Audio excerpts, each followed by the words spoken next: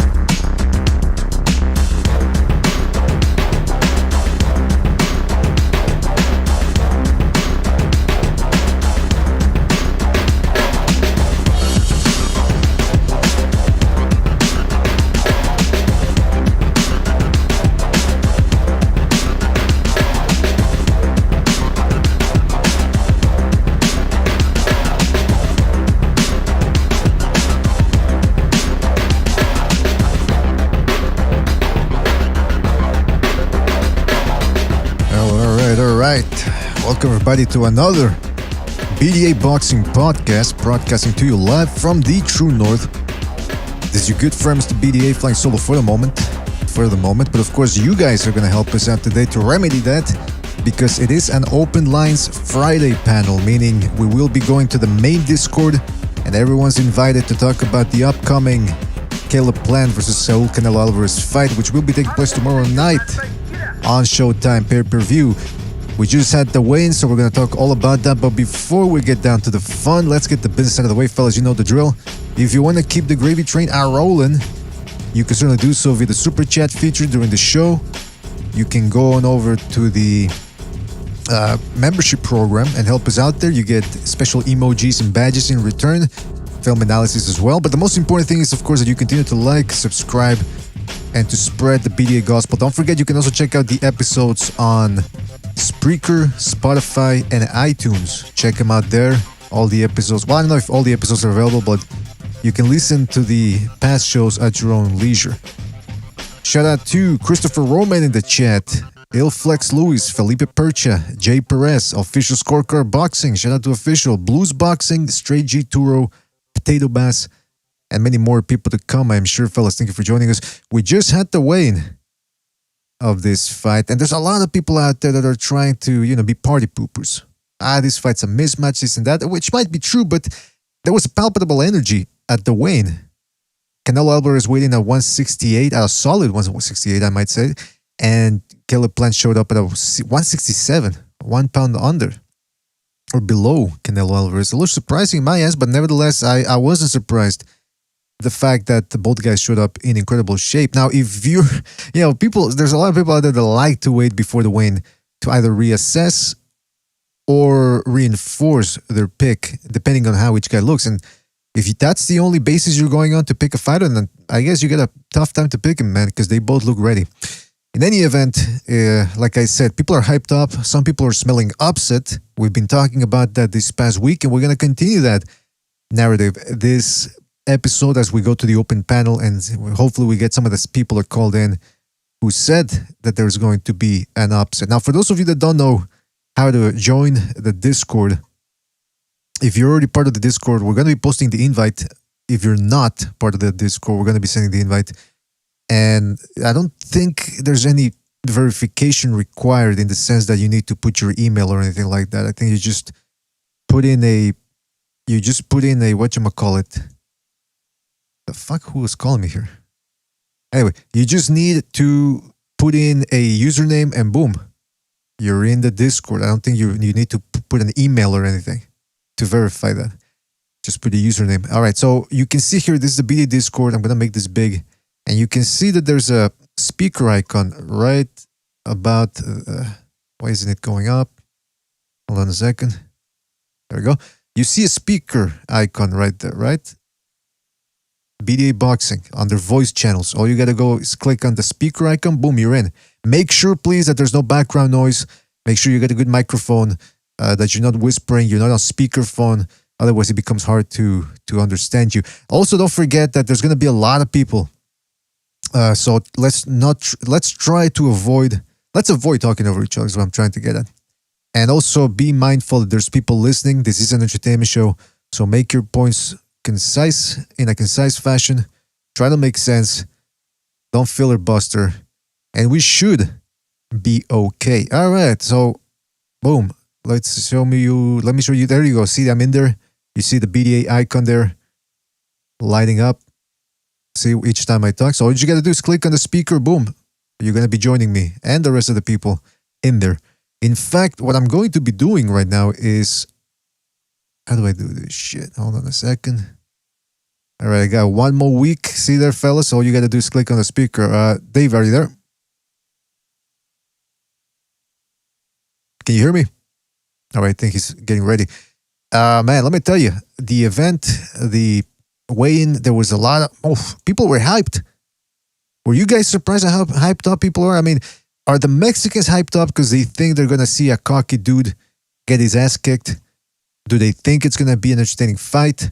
Were they loaded and hammered at that time of the day? I'd like to hear your answers. Yo, what's up, BDA? How you doing, man? Hey, man, what's up? That was such a fun weigh-in to watch. Like you said, the crowd was alive for this one. They were like, yo, who's this gringo? He's going to get knocked out. That's the vibe I was getting. You know, man, I've said it before. Caleb Plant rubs me the wrong way, but I like his attitude coming into this fight. He's defiant, maybe a little bit too much. Like Jimmy says, it almost seems like he's trying to hype himself up. But, you know, I'd rather have that than a guy that's just going in there and going by the book. You know what I mean? What do you think? Yeah, we need people like that in the sport. You know, it's entertainment. I think if you have trash talkers, that's what makes the build up interesting. And the fact that he kind of does overdo it, you know, it makes people root against him, and it's just so much more satisfying whether he wins or loses. Who are you picking again? Hold on, let me see if I got you here in the list. You got Canelo by stoppage, right? I think. Canelo by stoppage, but I think Caleb Plant is going to have his moments in the beginning. He'll be able to look flashy, real flashy. He's going to show off his moves. So it's going to be fun all throughout. All right, now I got to ask you. You're saying that's your prediction, but now I got to ask you, who are you rooting for? I'm rooting for Caleb Plant. I've long rooted against Canelo, even though I recognize he is the best boxer. I recognize his skill, but ever since the Lara fight, you know, he's always rubbed me the wrong way. I always felt like he stole the fight, you know, from fighters, from GGG, from Lara, and I've rooted for him to lose ever since, every single time. That's amazing, but yeah. So okay, I mean, you're just not a Canelo fan, pretty much. Yeah. Not in a hater type of way. I recognize the skills, but you know, it'd be nice to see an upset, to see Caleb Plant win the titles. Right. I mean, historically, the boxing star, especially if he's the number one pound for pound fighter in the world, tends to get a little bit more flack from boxing fans, precisely because, or I would say mainly because of the fact that they tend to get the benefit of the doubt. And And when you're on top for so long, right, people want to see you lose no matter who you are. So, you know, it's not it's like when Floyd was on top, people wanted to see him lose, not because they wanted to hate on him, but it's that effect of like, you've been on top for so long, they want to see if someone can dethrone you. Exactly. So it's kind of the same feeling I have towards Canelo right now. And that's understandable. Yeah. You know, I will say I am a little worried for Plant because I saw the right side of his cheek. That scar is still there, and it looks fresh. So, you know, if he gets cut early, I don't know how he's going to take it. That part I'm a little worried for. Yeah, because you're right. When I was looking at it now, I don't know if it was because of the lighting in the arena or whatever, but it didn't look so much as a mark as much as a scar. There's scarification there visible, and that's gonna open up, man. I'm 90% sure it's gonna open up. He's one head clash away from him just leaking, and it looks very vulnerable. So it is on the right side of his cheek, so it's not going to be as bad. But still, and it's under the eye too. It's under the eye, so it should. Yeah, that makes it better. If it was on top of the eye, then it's not going to go past a few rounds. Like he's fucked. Right. Hey, by the way, shout out to JumpTube in the chat, K-Not, Disturb Reality, aka Delboy, aka Blue Collar Sports TV. Shout out to Triple JJJ, Potato Bass, Uncle Charles in the house as well. LMX100 in there as well. Johnny Blaze. More people to come. I'm sure, fellas. Join the panel, man. It's an open lines Friday. Everyone's invited.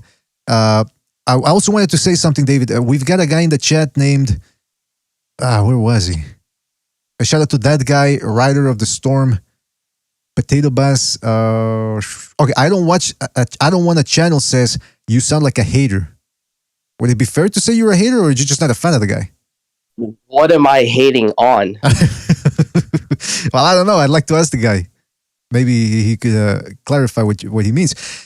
These Canelo fans, it's like you can't say anything negative about him whatsoever. Like, you can't even acknowledge. Like, it's like you're not allowed to acknowledge his skills and then bring a negative criticism. And these people, they get so emotional. They get so upset. Oh, you don't agree with him 100%, therefore you're hating. What am I hating on?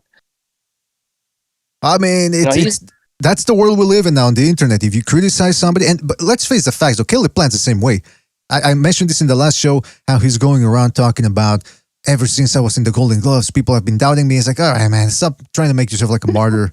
It's a national Golden Gloves. Nobody has a chip on their shoulder. And also when he says, I've always done amazing things, and it's like that same caller that the guy from Minnesota called in. He says, "What, beating Feigenbutz and Mike Lee? That's amazing.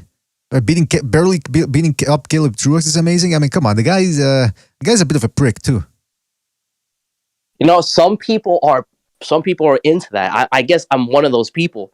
I'm into like the very cocky fighter, talking all the smack, because if they lose, it's more satisfying. You're like, aha, look what happened to him.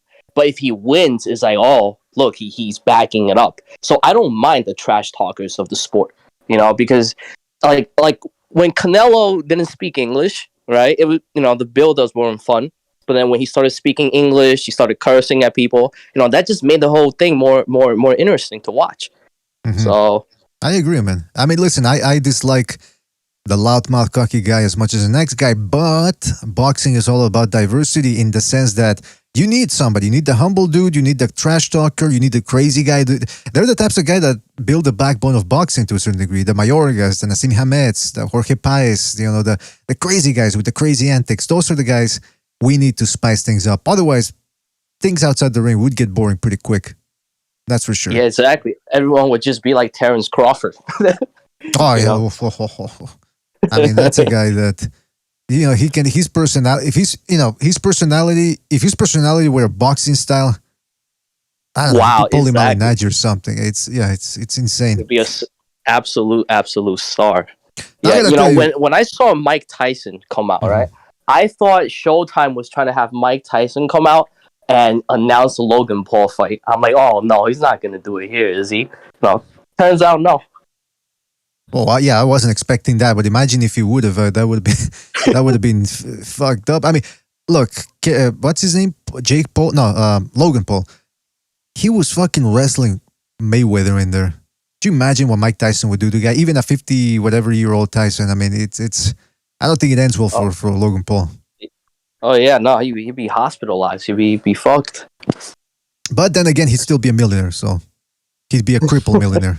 At least. Hey, fellas, don't forget, man, join the panel. Jump on the panel. We got a lot to talk about. And you know what else I want to talk about?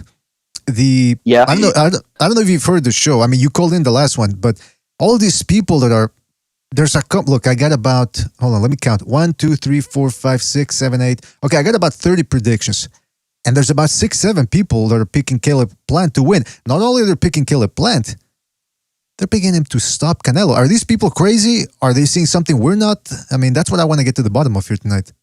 I saw, there's a few people going around on Twitter, right, with the same thing that that they're saying on your show, and like you said, I think a few of them are they're just trying to say, make an outrageous prediction. So if it happens, then they're gonna be like, oh, look at me, I'm Nostradamus, right? Mm-hmm. But if they're wrong, no one's gonna give them any flack because all right, you're wrong, whatever.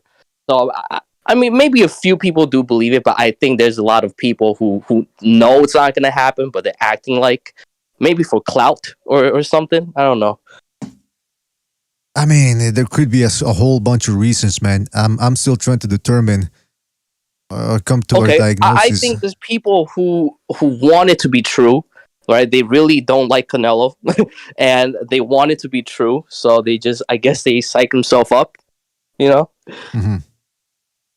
But that could be it. Yeah, it could be as simple as that. I mean, I don't know. But I am curious to hear more from people. I mean, we got people, 2 or 3 people that came out with the Black Air Force.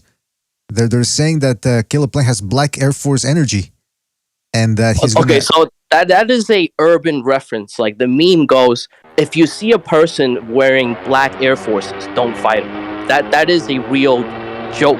That's like a joke, The hell's Black Air look Force? at this guy's wearing Black Air Forces. I think what they mean by that is Caleb Plant does act very urban or, into like black culture. So I guess he has fans in that circle. Go upstairs. Well, speaking of Black Air Force, we got the pioneer, or at least the pioneer on this show of that, Black Chibi joining us. Black Chibi, you there? Oh, what's good with y'all boys, man? How y'all doing? Going fantastic. I hope you're doing fantastic. Did you catch the win? Oh, I just I woke up a little late, but I just watched it. And now that I'm I'm on the panel, you don't got to worry about me talking up a storm, Yeah. I mean, because you tend to filibuster a little bit. Let's not forget, there's people listening here. We want everybody to talk. By the way, you just woke up, you said? Yeah. I woke up like an hour ago. You work late nights, I just seen it, man, and that hatred, man. It's been a long time since I seen hatred like that, bro. Like that was crazy. Like I was amazed. Yeah, what about that, guys? What about that? I mean, like I said, there was a palpable energy in the crowd, but at the same time, I think it had to do with the fact that they could sense that neither of these guys really like each other. There's a big dislike, genuine dislike, I would say. I've seen a lot of fake press conferences, a lot of, hey, let's shove each other to try to settle a fight. I don't think this is fake. Why? I mean, no.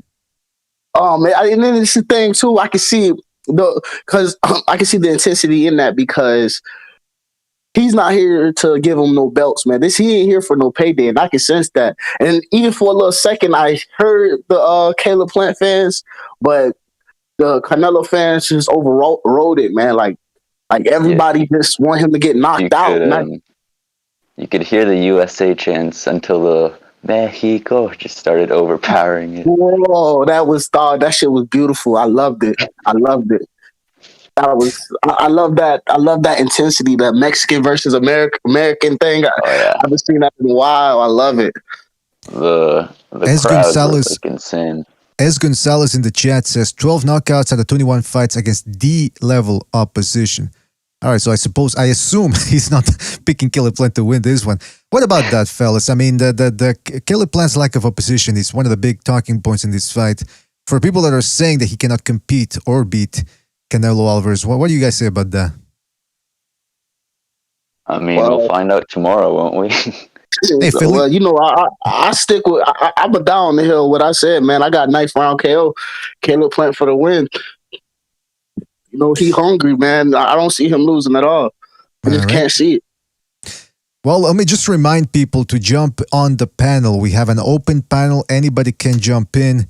Give us your prediction on the fight. Do you think this fight is a mismatch? Are you going to buy it? Are you going to ignore it? We will have a lot to talk about, man. So let's make it happen. Hit the like button. Hit the like button. Hit the like button. Now, hit that like button. That's right. Hit it, man. What the fuck? Listen, as Gonzalez says that Black Chibi is crazy. Well, that's what I wanted to get at here, Black Chibi, because every time I see a fight, or most of the time, I tend to overanalyze it. Even when a guy doesn't really have a shot, I always try to at least look at tape and say, well, he could, if he's done this against past opponents, so if he can multiply this or magnify it in this fight, he could probably pull off the win. Case in point, Callum Smith versus Canelo. Most people here on the panel weren't giving him a chance, but I said, look, if he does this, he's that, maybe he's got a chance. So I can see it both ways. I guess what I'm trying to get at is, how confident are you that Caleb Plant beats Canelo? I'll put it like this fight remind me of the fight with Errol Spence and Kell Brooks. When through it all, like, it seems like Kell Brooks was finna win this whole fight. But in the end of the day, the fighter that was more hungry with the most grit, like I said, Canelo Alvarez not hungry no more. He got everything he wants. And I feel like it's going to be another Deontay Wilder. I disagree. He wants undisputed. Man, listen, like I said, Caleb wanted more though. I could tell he wanted more. He was angry today at the weigh-in. He wanted blood. He smells blood and he wants it. Matter of fact, it's so funny. He does that in every one. And this is the first one when he couldn't bump heads with the guy. He always does that. I don't know why. Nah. Callum Smith, all these like British dudes. He was just calm, cool, and collected. This is different. This was more like against Triple G and Jacobs, where he was more angry. Yeah, man. Nah, I feel what you're saying. Like, you could literally cut that intensity with a butter knife, man. That thing was crazy. But like I said, I don't see Caleb Plant losing this fight. I still see a knife round KO. I feel like he does have the ability to do it. The only thing that I'm worried about through the whole fight is if, like, when them later rounds come and he tires himself out, because we all seen that happen, And that's the only thing I'm worried about. Other than that, if he's been running with his girl like he said he's been doing, I don't see him losing this fight at all. Well, before we continue, shout out to Luis Eric Enriquez, who says, all of a sudden the LDBC is patriotic. Yeah, it's true. That's what I've seen. But I don't think Black Chibi is LDBC. But shout out to Luis Eric Enriquez for his contribution. Really appreciate it. By the way, we got Alberto dropping by. Alberto, are you there? Yeah. And by the way, please mute whatever it is you get in the background, because we can hear it. And I don't know if it's copyright or whatever. So. Yo, what's up? Can you hear me? I can hear you loud and clear, man. Yo, this is Alberto. What's up? Sorry, I couldn't hear you. What? You cut off. My goodness gracious. Can you guys hear him, or is it just me that's breaking him? Can you hear me? I could hear you well. Can you hear me? Yeah. I can hear you. Yo. This is Alberto from Dallas, Texas. Listen, Mayweather drew the blueprint. Canelo has not fought anyone who could replicate that until now. Plant's he's got a harder task on his hands, of course, because Canelo's been on the fucking tacos ever since he got whooped. I see. Caleb Plant's got the style. He has... No. I mean, I don't blame him shit. That performance was pathetic. Fuck. Which performance? But he's fast. I mean, his performance against Mayweather, I mean, fuck. It makes sense. He's faster now. He's bigger. He's got more endurance. And where does all that stem from? I'll leave it up to y'all. Yeah, that's why... Of course, he's been on the roids ever since he's got his ass whooped. I think he was on the roids even before. I think he was on the roids before that. I mean, he was barely making weight when he had catch weights settled. I mean, I think 90% of the people, Caleb Plant included, are on something. But I can't say that outright because my attorney and mentor, Rafel Shapiro, is telling me not to.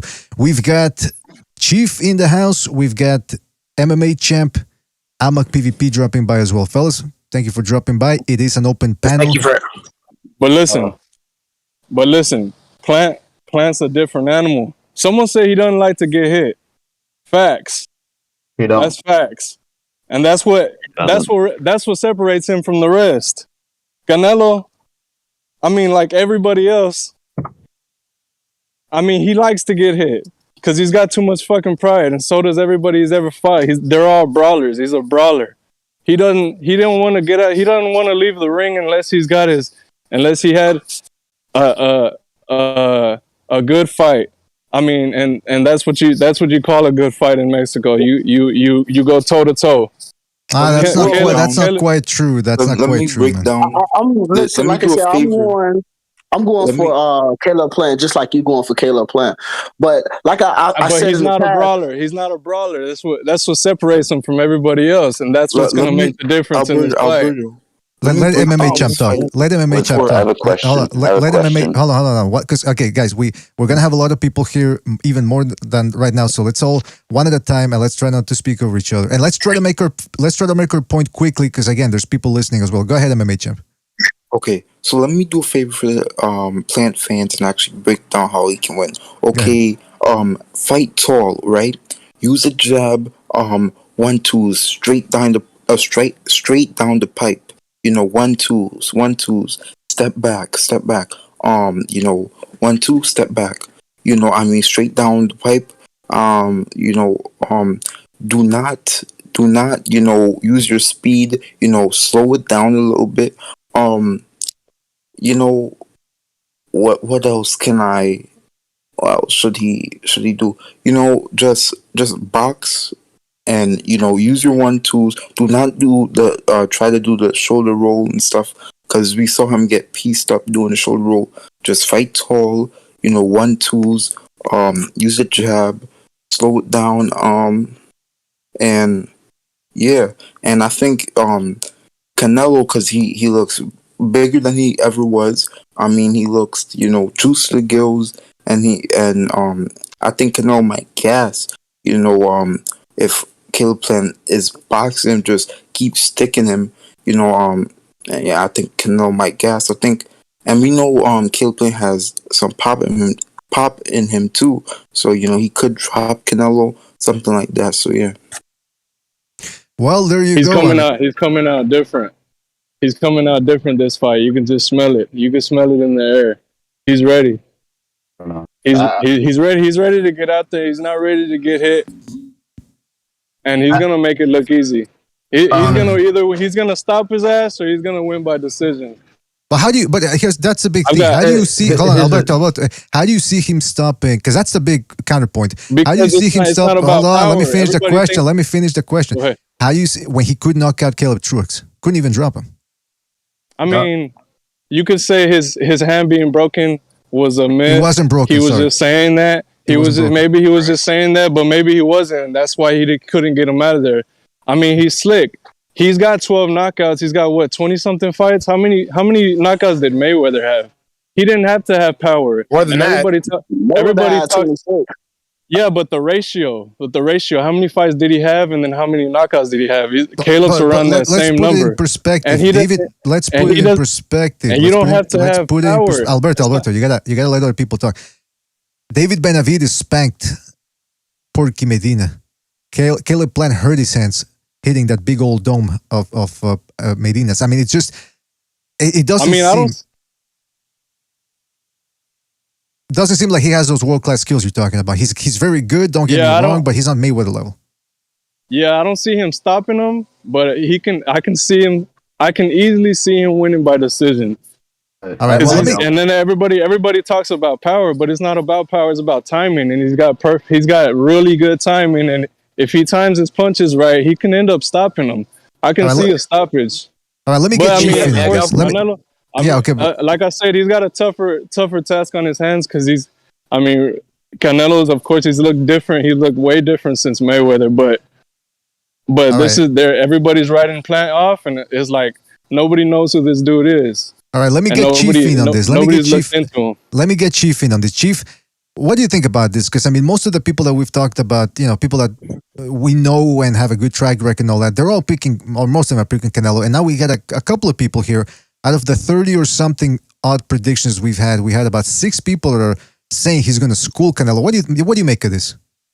Well, I can start with the exception of Alberto, because since I've never really listened to you very often, I can't speak for you. But a lot of people I know that are picking Plant are PBC guys that hate Canelo.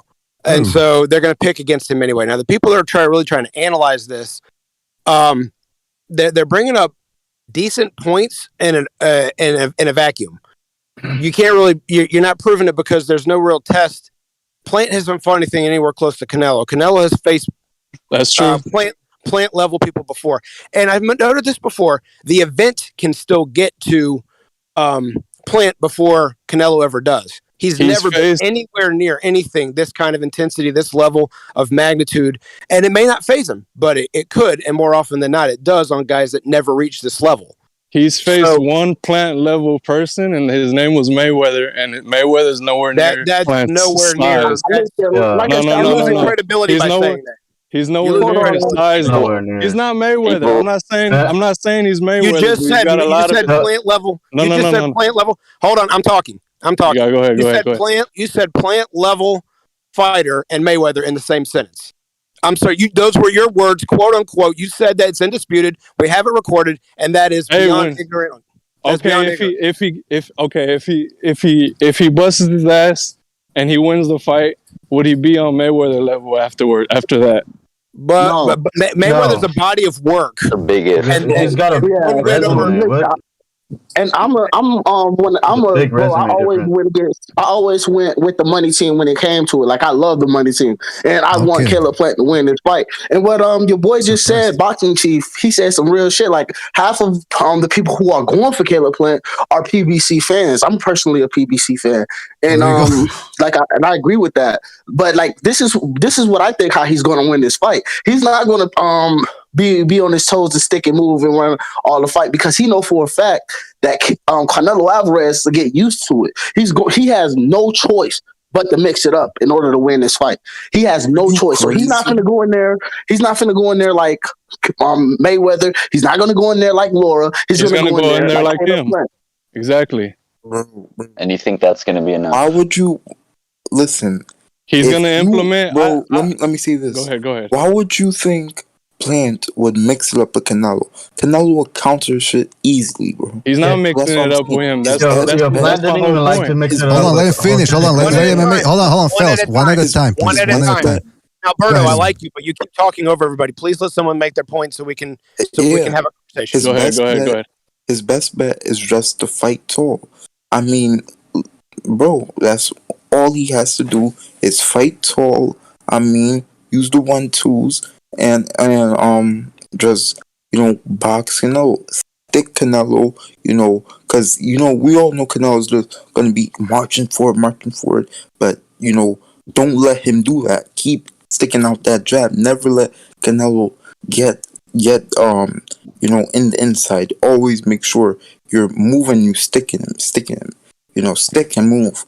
I mean, that's what I think he should do. Response? I think if he does that, man, this is what I'm saying. Like, I think if he does that, Canelo's gonna get used to that and catch him. He's gonna have to mix it up regardless. Because I understand what you're saying, like going there with an upright style, and it sounds great when you say it. But if he just stick to it like that, he's going to end up getting caught, bro. And that's the last thing we want. So he's going to have to mix it up. And just like with when Tyson Fury fought Deontay Wilder, you feel me? Like, you feel me? You got to go in those waters. That's the only way he can win. He's going to have to go in those waters sometimes and then mix it up and go back on the back foot. That's the only way to beat him, is to switch it up. Like, he cannot, because that's why everybody say he does have the skills to beat him. He does. But if he go in there trying to run all day, he might end up getting tired. And now everything's fucked. You feel me? By round 8 and round 9, and everything that he predicted is going to be exactly right. So Chibi, let me ask you a question. Hold on, Chief, you talked 3 times. I got to ask Chibi a question. All right, go on. Chibi, are you? So basically, it was layman's terms what you just said. This crystal clear, but I'm just going to repeat it to see if anyone has any questions on this.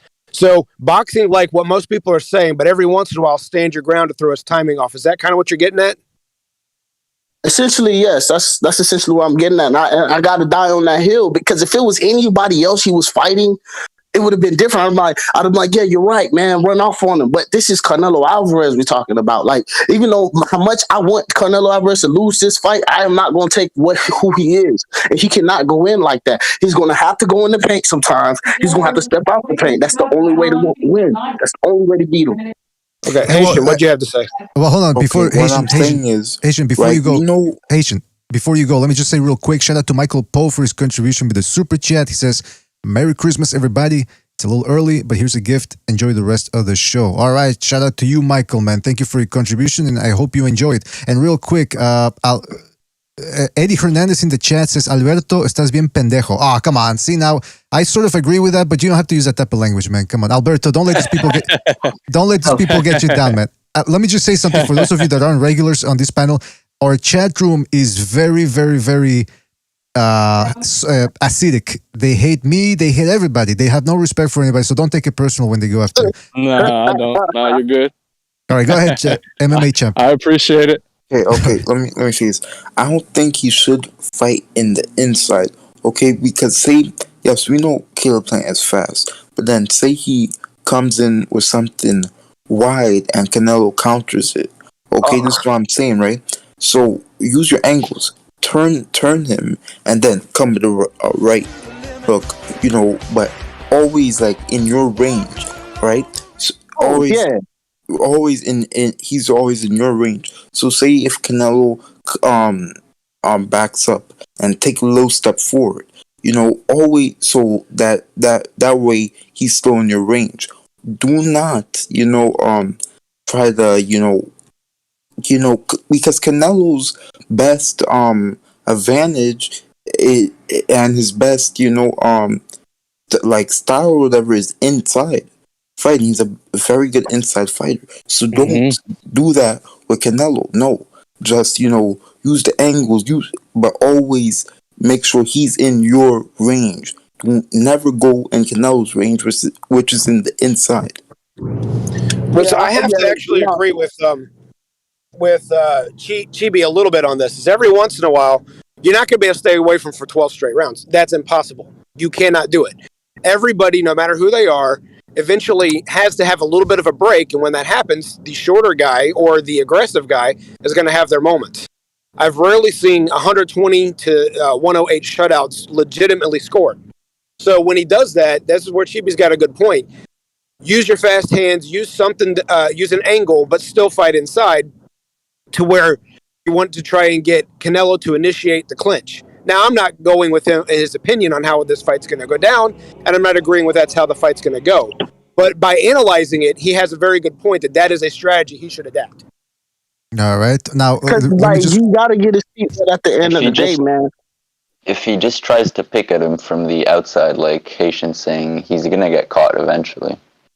Well, that's the big talking point too, is that Canelo has to score shots to wear him down. He's not a one shot at a time type of guy. But real quick, before we continue this, shout out to Nicholas Argyros for his contribution. Argyros.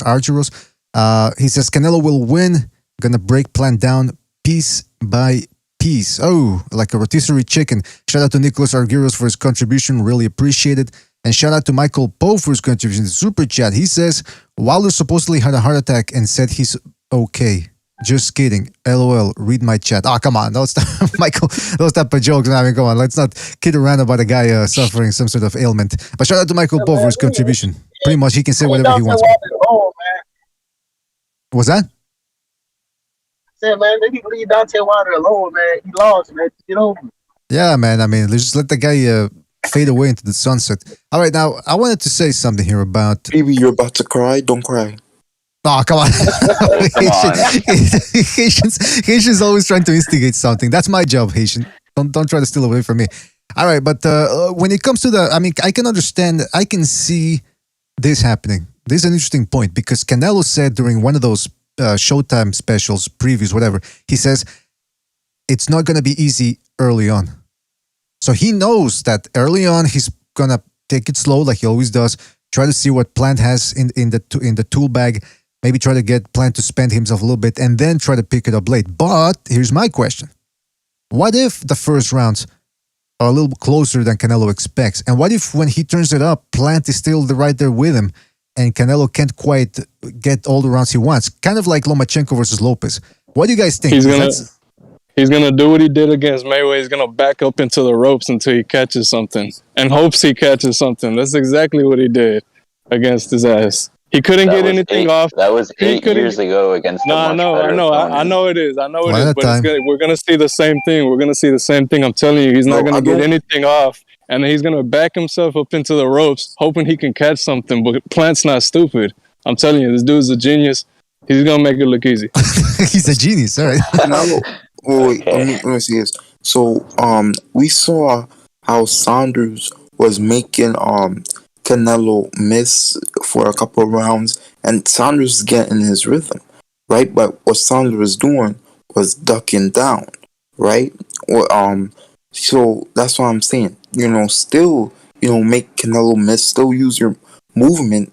Still, but just do not, get in that range where he could count you like he did with Saunders, right? Yeah, you can't get repetitive. No, I'm just saying. I mean, I see what you're saying. I'm agreeing with you. Guys, I got a question in a second. Chibi, go ahead, but I got a question after you. Okay. I see what you're saying though. Because what you want to see him do is just outbox him all day, and he can do that, and he can also do it on the inside too. Like if he can jump in, hit him with like a quick little 4-piece, he got the speed for it. He got the speed to jump in, do that, and then jump the fuck back out. He cannot, like I say, he cannot stick there with one style. If he does that, this fight is going to be over, man. And if I even see that happen, I'm worried Caleb Plant is a stepper, so he goes 1-2, 1-2, then he punches, right? So he's not, his footwork is not as fast as you think it is. He's a stepper. He steps. He doesn't. Just or like side step or just kind of like move. He's a stepper, so it's going to be hard for him to go in and out like that when he's stepping. He's on the next level now, man. He's rolling. This is what he's going to have to take. Oh, I'm sorry. He's going to have to step. Then when he comes in, and that's going to be too slow. That's what I'm saying. Well, let me interject here. Let me interject real quick because I think that's what Thunderdome said last night. I think you should credit him. Otherwise, he's going to sue you. But Chibi, real quick, because I think Chief wanted to raise a question based on a previous point. Chief, you wanted to ask something? Go ahead. So the question I want to know is who actually thinks that Plant is strong enough, physically strong enough to, especially when they get close to clinches and fighting out of clinches, is strong enough to hold his own with Canelo? No, I don't. No. I believe so. Okay, based off of that, should he apply the Evander Holyfield, Mike Tyson plan? No. I never said to do that now. Yes, not in the later rounds. No. I'm not quoting anybody. Yes. This is my own question. If you think he's strong enough to hold his own, should he try and walk Canelo back and then make him fight off the back foot and go about that route? Does anyone think that's a realistic fight plan? Because Carnelo's going, regardless of the situation, Carnelo's going to keep coming forward. You know what I'm saying? Because he's going to come in. The only way how he can make him go back is if he makes him respect him. Like he got to get right. So you think he's not strong enough to hold his own on the inside? Is what you're saying? I think he is. I think he is strong enough to hold his own on the inside. But I don't. Then he's strong enough to walk him backwards. Then he's strong enough to walk him backwards. Bro, but Canelo is not going to walk backwards, man. Like I don't see him. He's not strong enough to hold his own. These are logical questions that can be. And then Chibi, I'm not trying to pick too much of a fight, but if he's strong enough to walk him backwards, then he's strong enough to walk him backwards. That's plain simple and to a point. Well, what I said, I'm gonna have to down this hill. I think he's strong enough to walk him backwards. Then, like everybody, like what Caleb Plant said, everybody can do that for 12 rounds. But can he do that for 12 rounds? Though that's the thing. I don't think he's gonna come in there trying to walk him backwards. He's not gonna have 12 whole rounds because you got to remember Canelo Alvarez can also weave as well. So, like weaving has nothing to do with walking a guy backwards. Walking a guy backwards has to do with tying up on the inside, pushing back. Well, I gotta tell you, first of all, we got two new people jumping on. We got Ray Vision and I don't even know how to say this fucking Scandinavian name. Starkor, Taco. So I don't know if you guys remember, but in the Saunders fight, whenever Saunders tried to clinch, Canelo would just sort of like push him off and go to the body and attack. And that's, I feel like that's going to happen in this fight too. I mean, I'm curious, man. Those of you that are saying Caleb Plant is gonna, you're saying Caleb Plant's gonna do certain things that he's never done before against the limited opposition he's beaten before. But okay, you never know, right? That's the thing. But my question was, in Black Chibi, I asked you this earlier, you didn't quite answer it. How confident are you? Is there room for doubt? Yeah, exactly. Like in percentage? With all that Black Force energy I sense, bro, I am very confident he's gonna win this fight. That boy got nothing but Black Force activity, bro. Black Air Force activity. He's not coming in, bro. He's not giving him shit. He's not going home alone. He's going home with 3 other belts. Can I ask you a question? Like, I'm really confused on this math. Like, where does Plank plan to rank? Like, is he blacker than Lara or Kirkland? Because, like, from my eyes, I don't know. Maybe I'm first off, if we argue about who won the fight against Lara, if we say I don't think that Lara won that fight, that's one. Kirkland, he beat a old ass Kirkland. I'm not giving him that. He beat an old ass Kirkland, out of Michelle Kirkland, bro. I'm not giving him that at all. Is he black? What about Trout and Jacobs? Trout, he beat Trout hands down. Jacobs really. Jacobs didn't have that Jacobs did not have that Black Air Force activity though, bro. Like I was like, bro, I'm watching this dude, bro, and I'm like, bro, why don't you take all the time? What are we talking about? He wears because Air Force people Ones, like all the time. Black Chibi, people are. Bro, he was bullshitting, bro. I don't know. He was a facade, bro. Like, cause I was like saying, I think he can beat him. I literally said that shit. I said, I think he can beat him, man. You know what I'm saying? But he was scared to swing. He took too long to take off. He showed him too much respect. 7 rounds straight. Like he wasn't scared to swing. What are you talking about? He was making it. Jacobs saying in the middle of the ring. Man, I bought that fight on the zone. One at a time. Look, I bought that fight on the zone, bro. It was straight trash. I was so pissed off. I wasted $20 on that fight. I was so mad, bro. Like I was like, yo, like, come on, bro. You feel me? You gotta bring it to him. You know what I'm saying? You bring it to freaking Golovkin, but you can't bring it to Canelo. Come on now. Like, I got a question. My point I want to make about Jacobs altogether is the fact he barely brought it to Golovkin. He got knocked out by Prague, and he went life and death with Eric Mora twice. Talking about black energy, Dmitry Pirog like fights like fucking Sugar Ray Leonard mixed with Mayweather. I miss that guy, man. He was a very underrated fighter. But let me say something real quick. Let me finish this real quick, and I want to hear what you have to say about Prague. I really do. But I'm putting things in perspective of that Jacob showed up and fought one hell of a fight to make Triple G look bad, and that's the extent of what he did his entire career, and everything else was A-, B+ level. He knocked out Canelo beat him. 1 round. Canelo beat him, man. I can't. No, I'm not. Listen, I'm not taking no. I'm not taking no W's away from Canelo, bro. You know what I'm saying? Whoever he fought, he fought. And when I say Black Air Force activity, I don't mean that you got to be black to have Black Air Force activity. You know what I'm saying? Like, bro, like that Black Air Force activity, bro. You feel me? It's just in the air. Like you can just feel that shit. Like, dog, this dude is a menace to society.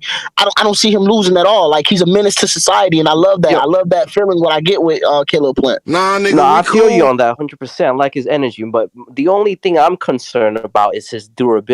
I feel like in the past I've seen him like get rocked, and like it's the body language, like the body language like that he had in there when he got hurt against Uztag, whatever his name is. Like I didn't like how he was reacting, you know, and his face and how he gets bruised up real easy. That's what I'm worried about. Like I have no doubts about his offensive capability. Everything you guys said, he's very good, you know, very good offensively, but can he handle a Canelo left hook to the body? If he can't, that's going to slow his foot down. Because once he slows down, Canelo's going to be able to walk him down and catch him eventually. That's what I'm worried about. I got a question about the. I got a question. Real quick, I got a question about this Black Air Force because I'm really curious about it. Is it something that you can attain through initiation, or is it something, or can you only be chosen for it? Like, how does it work? It's his energy. It's his energy. One at a time. I can't hear everybody. One at a time. All right. Listen, I'm gonna put it like this. Okay, so I don't know if y'all grew up in the hood or not, but you know, Every hood got that one boogeyman. That's that one dude you just don't fuck with. You feel me? He brings on that black Air Force energy. As soon as you walk in the room, you don't want to talk to this dude. Nigga. You feel me? And if he asks you for a pencil, you just give it to him. I got you. I feel you. I'm down with it. I doubt it. I'm down with it. I'm hip. I just want to point out it was so funny, bro. This dude says that's something you can obtain. I'm dead. I never got asked that question before, bro. That was hilarious. Well, it's a pertinent question. Go ahead. What's his name? Ascal. How do you say your name? Starkador? Starkor? Starcad. Yeah, like I was just gonna point out for the Uskadegi fight, Uskadegi came in 166 pounds. Like he was pretty drained, and he still was working Plant in the later rounds. And he looked like he just went through like a little scuffle, and Plant's whole face looked, really puffy. So like I don't think this guy is durable. Oh, yeah, a lot of people mentioned like painting the ducking down of Saunders, but what I was really noticing with Saunders and Smith is how they were reacting to every single feint. Because when they felt Canelo's power, like on their shoulders or their forearms, they realized they couldn't take it. Like these guys, like they hit so hard. Like you remember when Golovkin fought the kid Dominic Wade? He's actually from around my area. He's from PG County. I went to his gym a couple of times. He's a pretty good guy. He was 27-0. Like Golovkin knocked him out, like hitting his shoulder. You can actually like hit someone hard enough to like cause their brain to ripple. That's actually what Canelo did to Smith's bicep. He tore his bicep just because he kept shelling up and he just went to the arms. Yeah, I do that all the time. I do that all the time. By the way, with Canelo, somebody mentioned that Caleb Plant grew up in the hood. Technically, he grew up in a trailer park, so he grew up in a parking lot, not the hood, right? Or am I getting that wrong? The trailer park, grew up in this trailer park too. Was that? That's still considered the hood. Like, man, no matter what it's at. Like, the city, the hood, everything's the hood at the end of the day. Like I said, that black Air Force energy, bro, you gonna see it, bro. 9th round KO. I see what y'all saying, but just a curious question, and I may be wrong on this. When he fought Uzkatiki, then it wasn't it a minute before he even fought anybody? Like, didn't he take a grace period for a while before he got into that fight? I believe it might have been his first fight in almost a year. Hold on, let me check while you guys cook it in. But I just want to because I wanted to say it, but I wanted to make sure my facts was right before I get checked. You know what I'm saying? Like I want to make sure what I say is facts, because like I said, yeah, he hadn't fought in fight. He hadn't fought in 11 months. Yeah, so it says here that's common nowadays. That's common. Yeah, that's common, man. That's common. But he had that Black Force energy. Or did he have it at that time, or did he only get it now before this fight? I think he had it at that time too. But I think that he does hit his final form with this one. Like Super Saiyan 2. You know what I'm saying? Like that's what I'm going off of. Like he hasn't really fought any big fighters besides the last guy before Truax. And what I can say to that is a lot of people ain't fight good fighters until they fought a good fighter. I ain't taking that from him like at all. Like, he can still go in there and make a huge upset regardless of the situation. He got the skills. No, he definitely can. I think the thing with Caleb, Caleb's gonna have to fight a perfect fight. He's gonna have to fight a perfect fight all 12 rounds, and if he could do that, he could possibly pull it off. But late in the rounds, taking those big shots, he took some big shots from Truax late in the round.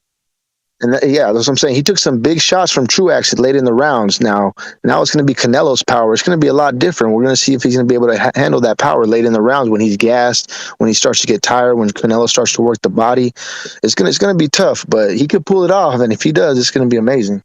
Let me point something out again. I brought up the magnitude of the moment. Let's review when Canelo stepped up to the magnitude of the moment. It had as much to do with the magnitude of the moment as it did Mayweather. That got to him. This was the first time he had been in a huge major event and he choked. That was more about him choking under the pressure and not knowing what to do in that big of an event than it was what anything Mayweather did with his fists. And now we're talking about a guy that's not on Canelo's level doing the same thing, and people are saying that he's going to rise to that level. That's not the fact that you're wrong. I'm not going to say that, but you do have to consider that is going to be a major factor of what's going to happen in this event. I don't see it happening. Chief's right in the fact that Canelo actually said that what happened to him against Mayweather is what's happening to all these fighters against him now. That the bright lights got to him, and they just don't know what to do with so many people just going against him, and just the sheer amount of like people. But I felt in that the weigh-ins, man. I think he was like eating off that energy of the hatred. Like there was so much hatred over with Caleb Plant. I think he was eating off that shit. He was like, "Yeah, please doubt me, please. I love it." Then that's what I sensed from that whole thing. Like, yeah, that's a good point because think about it. This guy's he say what you want about Caleb Plant's lack of resume or lack of power, whatever. But he does one thing. He does have is the mind of a competitor. He believes in the deepest recesses of his heart that he can beat Canelo. And I mean, listen, you grew up in a you grew up in a trailer park having to change the tire at midnight and not knowing someone's going to put a gun in the back of your head. That's how you get balls, man. You can't buy that type of shit. By the way, shout out to Chris K for his contribution with the super chat. He says, Plant supporters are PBC bots. Come on, PBC bots. I mean, I don't think artificial intelligence has gotten to that point, Chris K. But in any event, point taken, and shout out to you for your contribution, man. All right, now, here's the big question, man. Or rather, well, actually, we got Jimmy. Jimmy, how you doing, man? What's going on, my brother? Jimmy, doing well. I'm glad you're here because, listen, we have a couple of people here, particularly Black Chibi and Alberto. They're very confident Caleb Plant beats Canelo. Now, I know you, when this fight was announced, you said, he doesn't have a shot at this. What do you think these guys are seeing that we're not? Do you give Caleb Plant a shot? And if so, how big a shot are you giving him? No, I'm not. I'm not giving him a big shot to win. I just not because he just is. I go by the fact his fighting style. The fact he does get hit. He does get hit by guys who don't throw as quick nor nowhere near as hard as Canelo Alvarez, and he's never faced anybody who's. And it's not just the actual fight. It's the nerves going into it. He can have his poker face all he wants, but your first time when you're the man going into an arena full of tens of thousands of people, he's never experienced. He never even fought on a card of that magnitude, never mind headlining it. You go in there, your nerves are fucking pumping. The whole world's on you. You know you've talked a lot of shit. There's nerves going on. And fucking Canelo's back in his dressing room playing Nintendo. Fucking, like, this is because he's old hat. He's done it so many times. You know what I mean? Mm-hmm. And then confidence of going all the way up to 175 pounds and knocking out Kovalev, and people can say what they want about, that, but it would be the absolute cream de crop of any 168-pounder, whether Benavidez or Plant, if they ever went up, or Charlo or anybody else went up there and took him out. That would be their biggest win ever. But that was the one that everybody shits on. You know what I mean? So I'm just saying experience, speed, power, ring IQ. In this, and then you look at the fact that his before winning his title, the average world ranking of the fucking 7 guys he fought was 159. That was the average. That means those guys in the 300s. So he's fought handpicked opposition his entire career to make him look good, and this is the first big dog he's facing under the biggest lights possible. I think it's too much to ask. Before anybody goes on, let me just give a shout out to Ed Perez for his contribution with the super chat. He says, when this fight is over, Plant is going to be praising Canelo, saying, I underestimated his speed and power. The better man won. Oh, all right. So shout out to Ed Perez, who says, I think he's seeing the future. I mean, like I've said before, I think Caleb Plant, when he talks smack before a fight, it's one thing. But then afterwards, I've always seen him being gracious. So I think, Ed, you're right on the money on that one. Shout out to you for your contribution. And real quick, shout out to Luis R. Conriquez again. Shout out for him for his contribution. He says, the blacks got their white hope. Oh, come on. Wait, we got to make it racial, man. Come on now. We got to, there's no need to. What you said just there, now that's Black Air Force activity right there. Damn. Well, that's actually white Grand Dragon. Y'all done did it now. Oh, we got Kevin from Chicago joining us, man. I can't wait for Canelo to smash that Black Air Force right out of Caleb Plant's ass. Oh, we're having a party now, cooking with oil. And let me ask Alberto this, because Alberto, I'm going to ask you the same. I just want to ask Alberto this real quick. Alberto, I'm going to ask you the same thing I asked Black Chibi. You're very confident that Caleb Plant's going to win, but I'm just curious, the opposite side of that, how much of a chance do you give Canelo that he could probably pull this off? How confident are you in Caleb Plant? Shit, $300 deep. Oh, Caleb Plant. That's how confident I am. If I had any more money, I didn't have so many bills. I'd have some more money on them. But that's all I could. That's all I could spare for now. You got balls, I my just want to friend. say, man, I feel you, dog. I'm $1,000 deep right now on this shit. Yes, sir. Damn. I wish I was the person that betted against you. Easy money. Come on. Hey, by the way, Black Chibi, how many fucking how many schoolgirls with black tits are you gonna have to draw in order to make that money back if you lose? I don't know, dog. Like, it's going, boy. I even said much to my people. I like, boy, if I lose this fight, boy, I'm gonna be in debt. Like, Oh, this jeez. I ain't rich, dog. You know what I'm saying? So I don't know, but I just believe in it, bro. And I really, bro. Like, and then another thing too. And it's not like all black people are going for Caleb Plant, bro. Like, my brother is a fucking, bro. This dude, bro, be talking about he's the Don, and how can you not like him? And I'm like, bro, but he's ducking Demetrius Andrade. He's ducking this and he's ducking that. He said, bro, you can't do nothing but respect it. If you get mad about it, you know what I'm saying? Like, how you gonna do that? You know, like, bro, like, and then I'm like, bro, and that's why I got to a point like I can't do nothing but respect the route he took. He took an easy weight class to come into, but he cherry picked the wrong person, you know, and that's where I think where he fucked up at. Just like what he said in the press conference yesterday when he said, "Oh yeah, you said Mexican fighters can fight. Well, where I'm from, we can fight too. God damn it!" And I ain't hearing none of that shit. Nothing. That's what I believe in, man. Like. But all black people is not really like going for Caleb Plant. You feel me? Like, Chibi, I got you. Chibi, I got a question. Did you say he took the easy route? When you said he, who are you referring to? Canelo Alvarez. Like, okay, so hold on. Now I got a follow-up question. So you're saying I don't care if you should have won these fights or not. You're saying Lara, an undefeated Trout, Triple G, Jacobs, and moving all the way to light heavyweight to fight Kovalev is an easy route. That's very that really quick.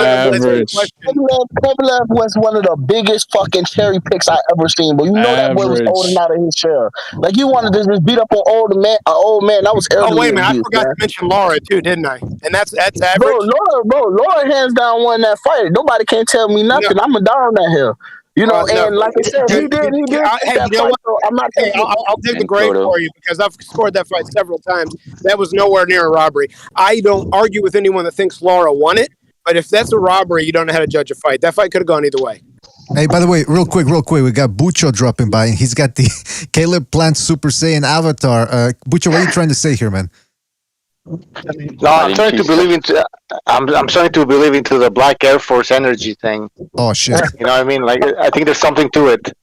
Oh, there you go. You've brainwashed Bucho into your black. I think that the Black Energy Air Force has gotten into his body and is now controlling him. I gotta say, I like Chibi's energy. I don't agree with him, but I like the confidence. BDA. Yes. This is a question for everybody. Do you think the betting odds from Vegas and the fans favoring Caleb a little bit is gassing him up to the point where you guys feel he might be a little bit overconfident and thinking he can? Oh, this dude is fucking playing golf. He ain't taking this shit serious, man. Like, he's fucking playing golf. He's trying my dog, bro. Like, he's legitimately trying my dog. Like, he's literally walking in there like he's Mayweather or something. Like, you know, easy work. No, bro. This is different, bro. And watch, he gonna feel that. He gonna feel that pressure though. He gonna feel it, bro. Nice round KO. So on the flip side of that, it could be like Roy Jones playing basketball before fighting a similar type of opponent and skill level in Eric Lucas, because that's really what Caleb Plant has been so far in his career. Now, I'm not a Canelo fan, so don't think that because I'm taking the stance that I'm all on board on Canelo. I'm not. But I just haven't seen anything to lead me to believe. First of all, the 9th round KO, okay, that's one thing. Alberto's saying that he thinks it's going to be a win regardless of how it goes. That's a little more realistic. A 9th round KO of a guy that has no neck at 168, because regardless of how you think he got there, I'm smelling what you're putting down there on how he finally started making 168. I don't argue with that. But man, look, the only argument that Triple G can't hurt you. Lara doesn't hurt you. Flora doesn't hurt you. Cotto doesn't hurt you. Nobody hurts you. But Caleb Plant's going to get a 9th round knockout. Man, listen, okay, You just tried to hype up that Kovalev win. When he fought You Miguel just tried Cotto, to bro, gas up that Kovalev win like he wasn't a shot, old man. Cotto was also when he fought Miguel Cotto, Miguel Cotto was also an old man too. I'm not giving him that W, bro. He fought. Then how come Caleb Plant didn't go up to 175 and fight Kovalev? Bro, my question to that is how's Cotto an old man in that fight when he was on a 3-fight knockout winning streak at middleweight? Man, bro, he was on that, bro, but he going against a young lion, bro. So he got old in a day. He got old in a day. Hey, can somebody look up how old was Miguel Cotto when he fought him? He got old in a day. It was about 34, maybe. Y'all keep trying to compare Plant to all these brawlers, man. I'm telling you, that's going to be y'all's downfall. Yeah, but I got a point to make about that. If we're saying, but hold on, Kevin, please, Kevin. We're taking away credit from Canelo's win over Cotto. Okay, but then let's take away Plant's credit for the Uzcategui fight, because Uzcategui got schooled after the Plant loss. He got schooled by Lionel Thompson. He got dropped on his ass. He never got anything going. He actually looked worse than in the Uzcategui fight. So, I mean, we can play and that he's game. an EPO cheater. And he's an EPO cheater too. On top of that, even with the EPO, he can fucking. So I mean, it goes both ways, fellas. If we break down records and at this point, at the end of the day, bro, you is 100% right, BDA. I even said that when I first kind of here. I said I'm not gonna take no W's from the dude, and that's what I'm doing. I'm being a hater. I'm gonna go back. You know what? Yeah, he beat Miguel Cotto, and he beat Kovalev, and he beat James Kirkland. Fuck it, fuck it. I have a question. Did y'all see the recent interview with Plant where he says who is Canelo fought since Mayweather that he fixed, or where he fixed himself or something like that? How has he fixed himself since Mayweather? He says something like that in an interview. Have y'all seen that? I don't understand what that means. Recent interview. I don't know what that means. How he fixed himself. How has he adjusted since his loss? How he's improved. No. Who has he fought? Yeah, who has he fought to adjust himself to from when he lost to Mayweather? Is what he asked somebody. What about Daniel Jacobs and Gennady Golovkin? Just those two guys right there. Yeah, if he hasn't seen the change of Canelo's change since those 24 rounds against GGG, his stance is a little different. The way he's coming in is different. He's not fighting. He's not trying to box and jump around on his toes. No, but that as much as he used to. Go ahead. No. So I was just saying he has changed because he realizes after taking those shots from Gennady Golovkin, who is by far the heaviest puncher at 160, and he took good on the button shots, and so that made his confidence grow. How can it not? Steel, sharp, and steel. When you're in there against someone with that kind of balance and punching power, and you go 24 rounds, man, that's just a confidence builder. That's what I'm saying. So that's where confidence is another huge thing. He can have all that street confidence he wants, but unless you've beaten one of those dudes, you've gone in there and fucking not get all marked up from a 38-year-old washed Truax, but like, a real component. That's just a big thing. That's what I'm saying. I appreciate you guys, enthusiasm and shit. I really do, man. I'm not down. It's just boxing. It's just a sport. I think he's going to implement something different in this fight. He mentioned the Mayweather thing, which just boosts my confidence and makes me believe that he's going in there with the right mindset. I'm going to tell you what the key to victory was for Mayweather. It was that back step. If you notice, if you go back and watch the fight, he would pop him and he would be out of there, out of punching range in a split second. To be real, it was that back hop. Nah, bro, because Mayweather was bringing it to him too, bro. Like, I know, but he's in his face and everything. Yeah, he was. But the difference is that Canelo, he can't get out of there. He's a natural brawler, bro. I'm telling you, he wants to get punched. And that's exactly what Caleb isn't. And he's going in there and if he implements that same style where he's popping, getting out of there quick with the back hop, that I'm telling you, that was the key to victory for Mayweather, was that back hop. Let me ask you, brother. I was going to ask you. Go ahead. Sorry. No, I was going to say real quick. And basically, he has to be as good as Floyd Mayweather on that night. Because let's be honest, Floyd Mayweather is probably I can see a lot of people could say shit about him, but probably one of the best conditioned fighters of his generation. I believe Mayweather is the greatest fighter of all time, and I think Caleb's on his way to it. No, I think he is. I definitely think he's the greatest of all Let's time. be real. He took a lot of calculated risks. No. Hey, by the way, I'm curious. He lost. Hold it. I got a point to make. By your same standards, he lost to Maidana and he lost to Castillo in the first fight.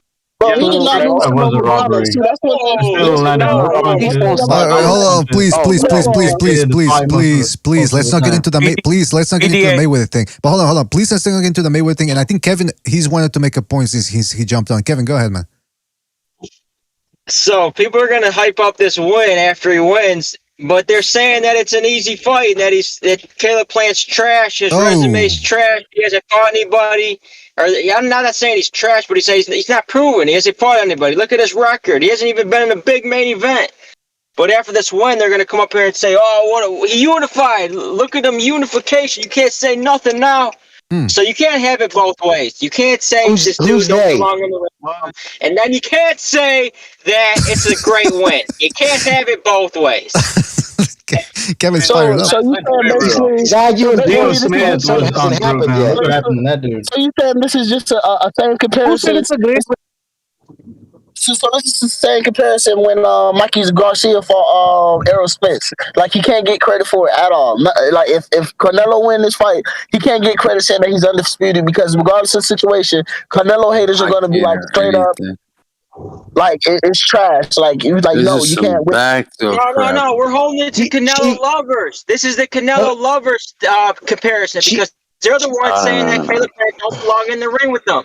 They're saying he's going to get washed. They're saying he's who's the Canelo's? All right, but Kevin, who's going to come on the show and say this was a great fight, a great win? You're arguing a point before it happens. Whoever's going to come up here and hype up the unification, say, look at, he's unified. Look at, he unified the division. Nobody gives a shit about unification on this channel. We don't like the paper belts. I mean, in my eyes, in my estimation, you guys tell me what you think.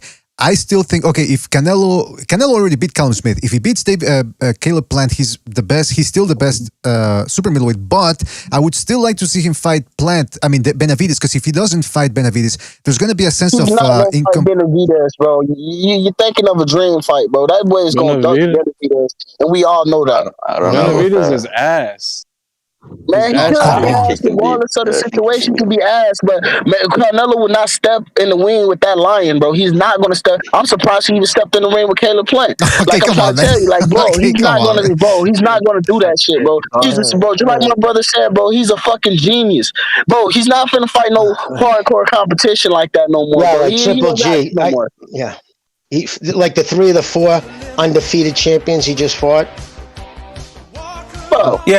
No, with Canelo, I think he's being more strategic on who he fights, because he doesn't want to fight in a war like he did with Triple G when he was a little bit younger, because that takes rounds off your career. Do you guys agree? Fighting a guy like Triple G. I agree. Yes.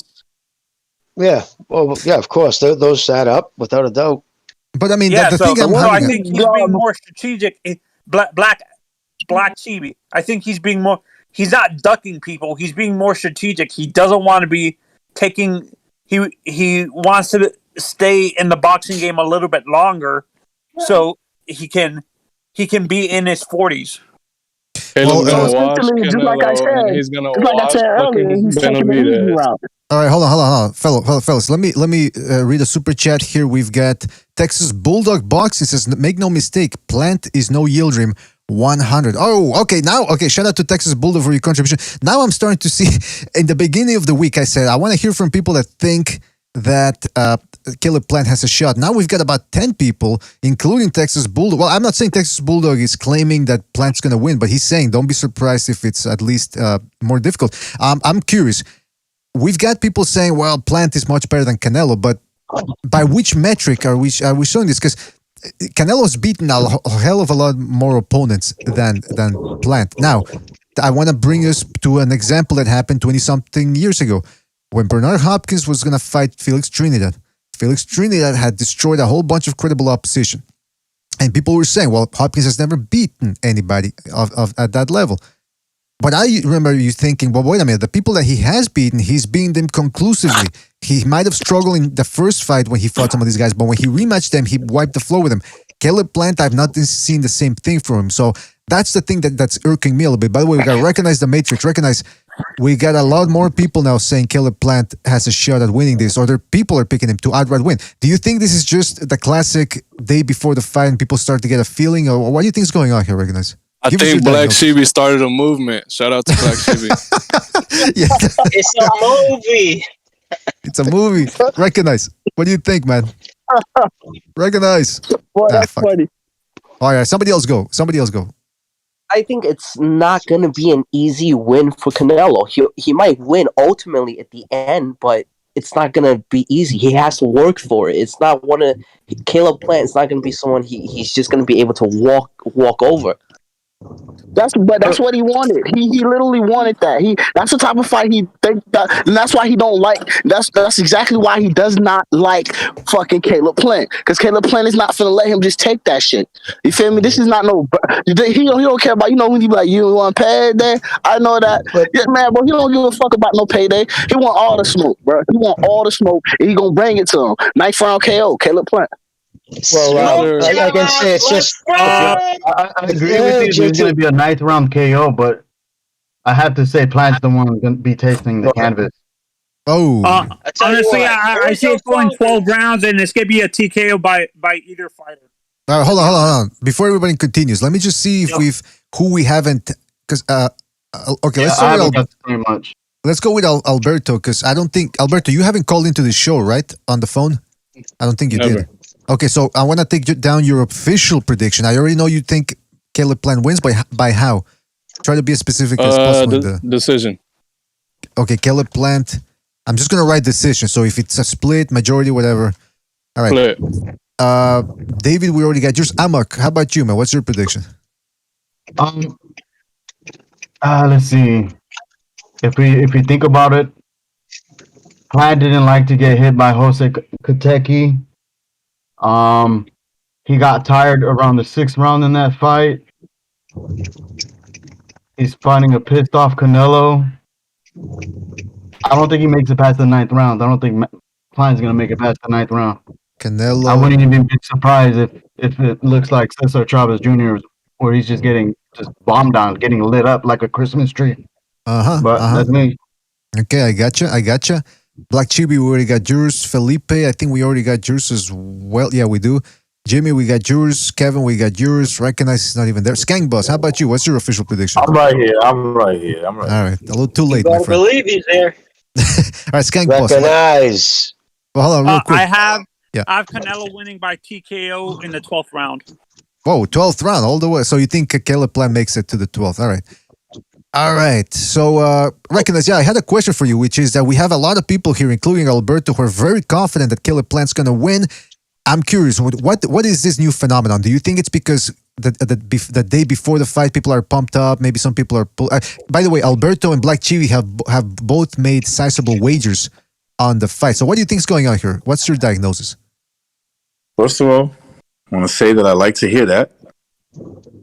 Second, I don't know, man. Yeah, I think that as the fights get closer, people get more amped and they start seeing ways for the other guy to win, the guy that's everybody expects to lose. I think Plant could have success. Now, this is not whether he wins or not. I think he could have some success if he just fights like himself, the way he's been fighting, his last couple of opponents.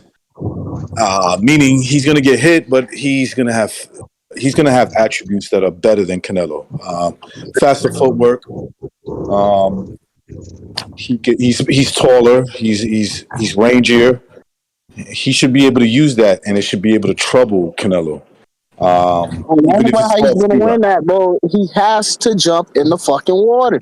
He got to. Like, it's no other way. Like, he cannot win all 12 rounds away from this freaking fucking maniac, bro. Like, you gonna have to make him feel you. It's just no other way around And it. he Like, will, and he will, he will. But Well, but look. Black Chibi, the problem is if Caleb does that, isn't that a detriment to him because Canelo's a brawler? Like you're saying he has to come forward to fight against well, no, Canelo. I'm not Isn't saying. that a mistake? Listen, I'm not trying to tell them to come forward for like that. You know, you should know what I mean by it. Like you're gonna have I'm a to jump in casual. that Can you water. explain? I'm a casual boxing fan, so can you explain what you're trying to say? What I mean, Mixing it okay, up. so essentially what I mean is this, okay? He gotta go inside, he gotta go with Caleb Plant. Of course you gotta use a stick and move style. But in some rounds, especially when you get into those later rounds, about round 6, you know, you're gonna have to go in there and fight with him. I mean, like, cause we seen him when he was fighting, and I'm not comparing the fighters, when he fought Uzkatiki, and Uzkatiki was on him, and he's in the inside, and he hit him, and that's how he got the knockdown. He hit him with a combo in the inside. He's gonna have to do things like that in order to beat Canelo, like, and then he's gonna have to get hit by Canelo in order to get this win. He's gonna have to know how to take a punch in order to take the win, and that's the only way. Like, if he tries to sit here and run all day, he's gonna lose this fight. Like, He he's can't not going to. My problem with that theory is Like that that Project Ryan Pat doesn't like song. getting It's like that hit. Project Pat song. We can get gangsta. We can get gangsta. If Canelo wants to get gangsta, Plant's got to hold his ground and get gangsta. Exactly. Nah, nigga, we cool. It's like when you fighting that fucking high school bully, my nigga. Like, you don't want to fight this fight, bro. My But the only nigga. way how you gonna stop him from bullying you is if you hit this motherfucker back, and that's the only way how you gonna win this motherfucking fight, bro. My nigga. Yeah, I mean, I can see where you guys are coming from. By the way, shout out to Julio Ochoa for his contribution with the super chat. Says if Plant jumps in the water, he's gonna get beat up. Oh, shout out to Julio Ochoa for the contribution. Solo King says, BDA, you have a lot of casuals on your chat. Well, let me tell you something. At least Alberto and Chivi are putting their money with their mouth face. I mean, takes balls, man. These guys, I mean, whether I agree or disagree with their picks, you gotta give them credit. Can I finish what I was going to say? And for the record, I'm not no bandwagon. I've been on this energy for years. I've been winning this fight. Been a big Caleb Plant fan. And I knew this was coming. And this is time to shine, baby. It's his time to shine. Matter of fact, and it's so fucking hilarious too. When I was looking at some comments on B-Day boxing shit, like about a couple days ago and shit, and then I heard somebody even say, like, he said of course Canelo gonna win this fight, bro. Nobody even knows Caleb Plant, and I'm like, bro, like, you're not even a boxing fan, my nigga. Like, I've been following Caleb Plant, like, bro. Obviously, you only know Canelo, and that's gonna be bro. And I hated that shit. Like, I hate Canelo fanboys, bro. Like, I hate them, bro. Like I like people who like him for him being as a sport, not just because he's just Mexican. Don't like him just because of that, and that's bullshit to me.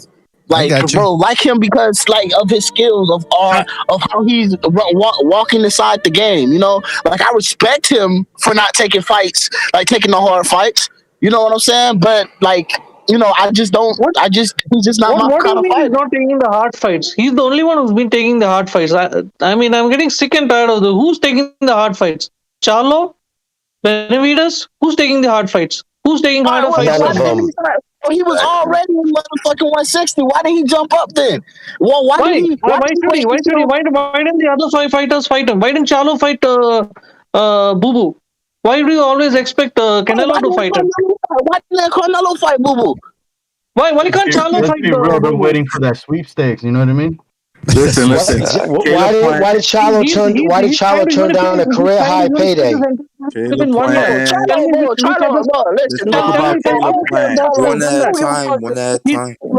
I don't give a fuck. Hey, one at a time. One at a time. Listen, why don't we talk about Canelo versus Plant? I was trying to make a good point how Plant can win the fight. Something that he does in every fight. Okay, and that's he moves his legs. He uses his a lot of times he's fighting guys that are close to height with him. He should be able to use his range, right? And if he does that, I could see him troubling Canelo a lot. Okay, he's got faster feet than him. the whole thing will be with him if he can keep his composure, keep his energy, and if he could do that, he has a very good chance of beating him on points, legitimately. All right, Well, shout out to. I agree with you when you say faster feet. Ask a question for I think on the he's faster. Canelo doesn't have not when he's moving forward. All right, hold on. People are going at the same time. Hold on. Julio Ochoa, shout out to Julio for his contribution with the super chat. He says, buy the Modelos now, bet the under 9.5 free money, he says Julio Ochoa. All right, shout out to Julio for the inside information right there. All right, hold on. Hold on, fellas, please, one at a time. Precise wanted to make a comment, rather. Go ahead, Precise. Look, I'm hearing that Canelo's taking tough fights. Now, last I checked, he was like a 7-1 to 10-1 favorite in all of his fights as of late. So I don't know on what planet you think these are tough fights. And then you look at what's happening in the ring. These are not tough fights. These are a walk in the park. I just figured I'd say that. Let's keep it real, guys. Keep it real. All right, well. Keep it 100. Let's go. Somebody else wanted to say something. Who was it? About the Caleb Plant versus Canelo fight. I think it was. It was me. Actually, I have a question for everybody. Let's say Caleb's game plan doesn't work like he wants to, and let's say Canelo's walking forward constantly throughout the fight. Can Caleb handle that type of pressure? Like Canelo, from the beginning of the fight all the way to the end of the fight, constantly walking forward and going on the inside. Yes, he can. Canelo is a shit pressure fighter. Hold on, I'm talking. Canelo is a shit pressure fighter, okay? All you got to do is watch what Maidana did to Floyd Mayweather and then look at Mayweather did to Canelo. If you want to talk about applying pressure, look at what Maidana did to Amir Khan and look at what Canelo did to Amir Khan. We're talking about applying pressure. Canelo's not a pressure fighter. He's a sit-back counterpuncher just because he sometimes come forward on these guys that for some reason don't want to throw punches at him. That doesn't make him a pressure fighter. He's a shit pressure fighter. So yes, to answer your question, Plant is going to be able to handle. He's going to be able to handle the pressure with ease. Well, that's a good point about the Maidana being able to do it. He threw caution to the wind. He said, hold on. Who's talking? Hold on. Who wants to go? Then the audio goes away. Look, see how little. Yeah, I can hear you, Bo. Mike Bo, Mike Bo, I can hear you, man. I can hear you. Go ahead. I'm trying, BDA. I can barely hear you. Well, that's probably on your end. Maybe you should boost your volume or something because I hear you not loud and clear, man. Also, I got to. You could hear me. Yeah. Well, when you're ready, go ahead. Now, I just want to say what Precise had just said just now. Like, that was that was pretty precise, man. That was real precise stuff. In a second. All right, Mike, please mute your mic before you, because we can hear you murmuring in the background. By the way, I wanted to say, who's Tarek Bulgurana? Because you haven't spoken since you jumped on. You want to speak your mind on this? Done. Yeah, I was just listening, man. I got Canelo, to be honest. Let me just check if everything's okay. Like everyone else. As if you're going to talk, and please mute your mic. Yeah, mute your mic. I muted him. Go ahead, Tarek. Yeah, so I was just thinking, like, Black Chibi is lacking objectivity. Like, I think he just hates the dude. Maybe he doesn't hate Canelo, he hates his fanboys, and I don't know, I feel like he's not being objective. I hate him with a passion. I hate fanboys. I hate him. Fucking me. I get it, I hate fanboys too. I agree with you. Like, I hate Canelo fanboys and Caleb Plant fanboys, but I don't know, man. I feel like it's not really an objective opinion.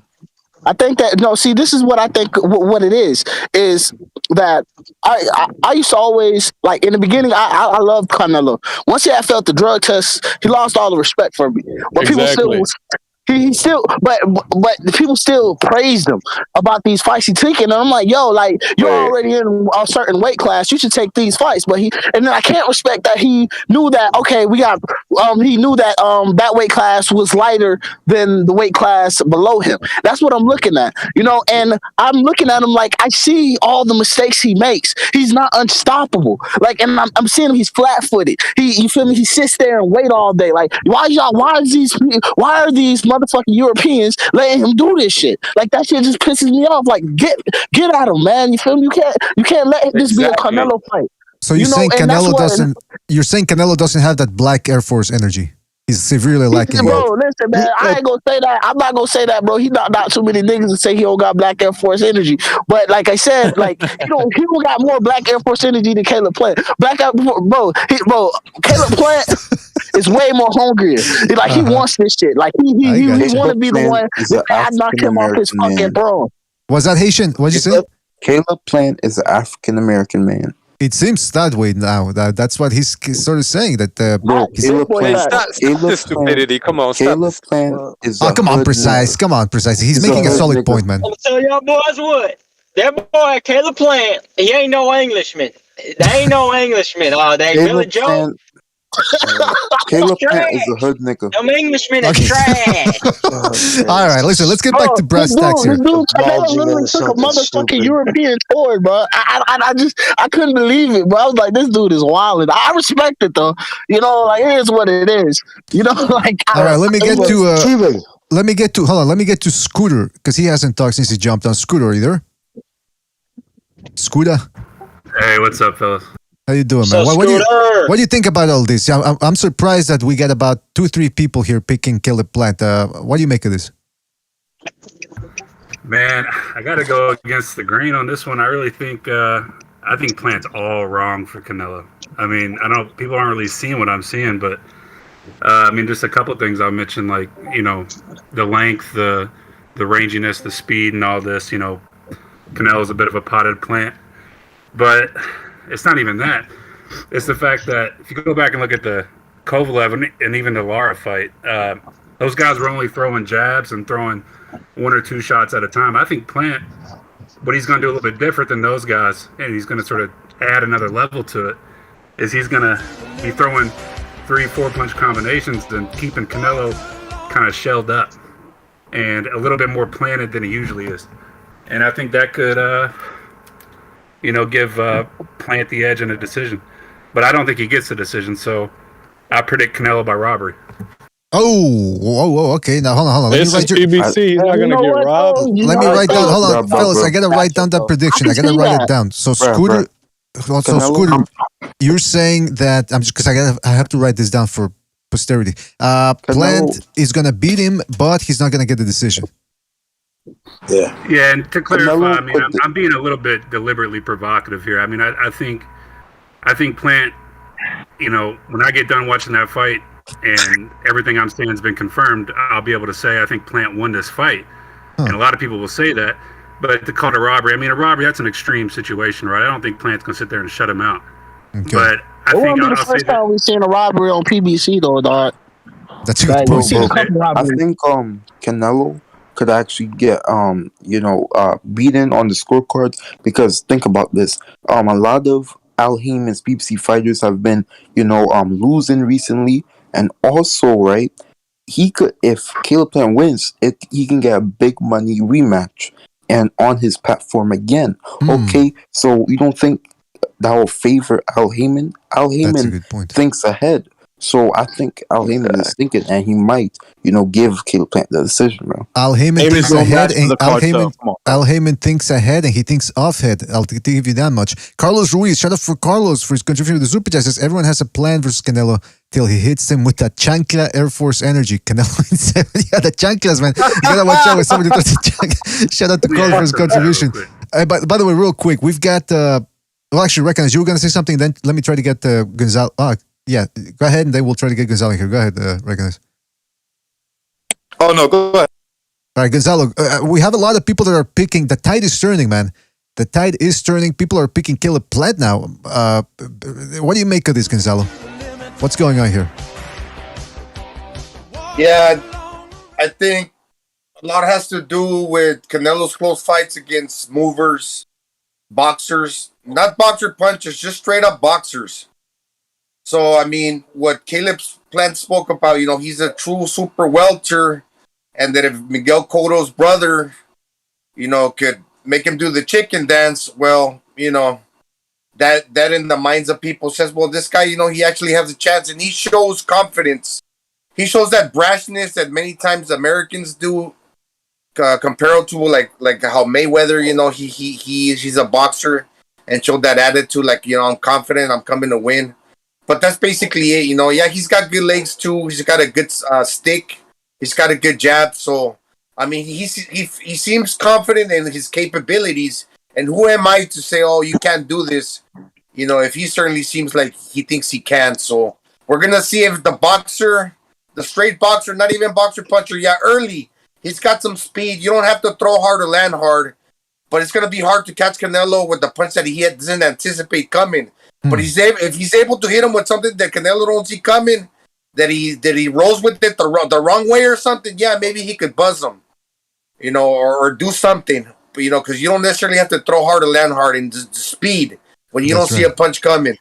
But let's see what happens. Right. Yeah, I'm excited. He's got a chance. Is it going to be closer than what a lot of people think?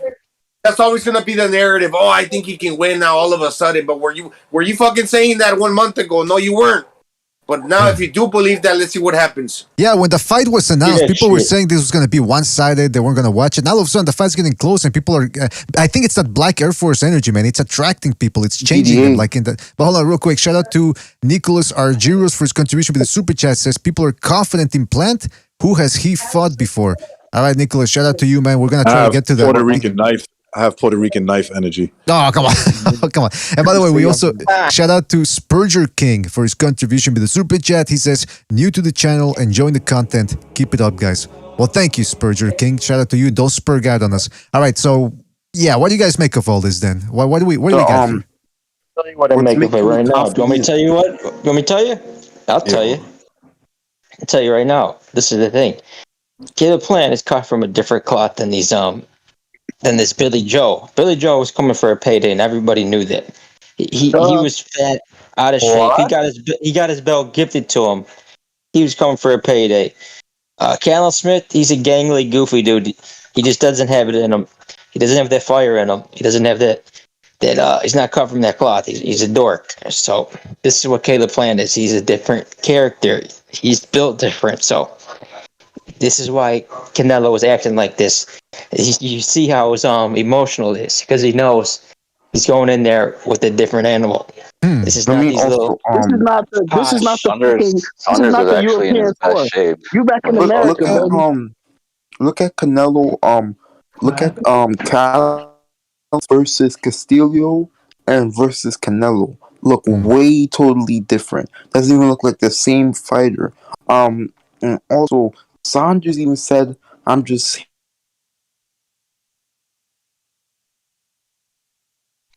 But also, Canelo actually said, to Caleb Plant, what you gonna do? Run. I heard that he's shit. trying to bait. Oh wait, Chibi. He's trying to bait Plant into a firefight because he knows that he had problems with movers in the past. And I also like Caleb Plant's confidence.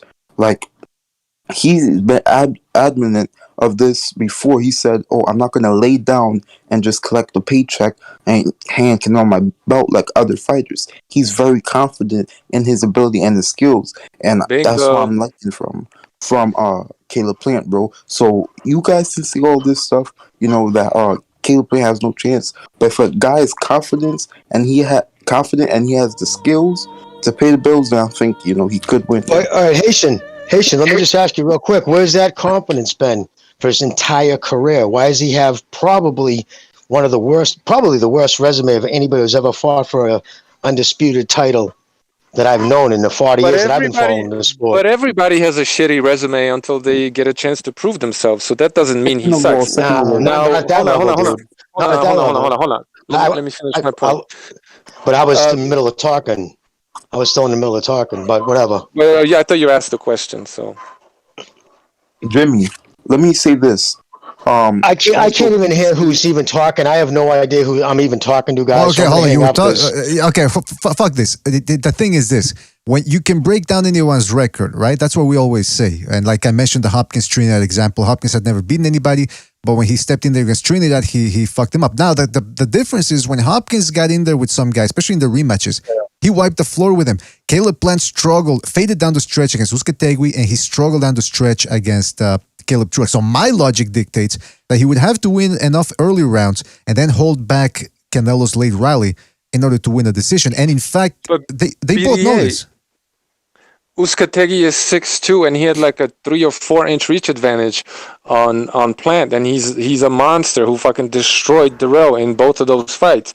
So when people say who has he fought, I understand the question, but can we answer the question honestly? He has fought exactly the same number of title holders at 168 pounds as Canelo has, okay? Except the difference is that Canelo fought guys that had a lot of backing behind them and didn't come to win. Plant fought guys that weren't known but came to take his fucking head off and tried to knock him the fuck out all the way down to the 12th round.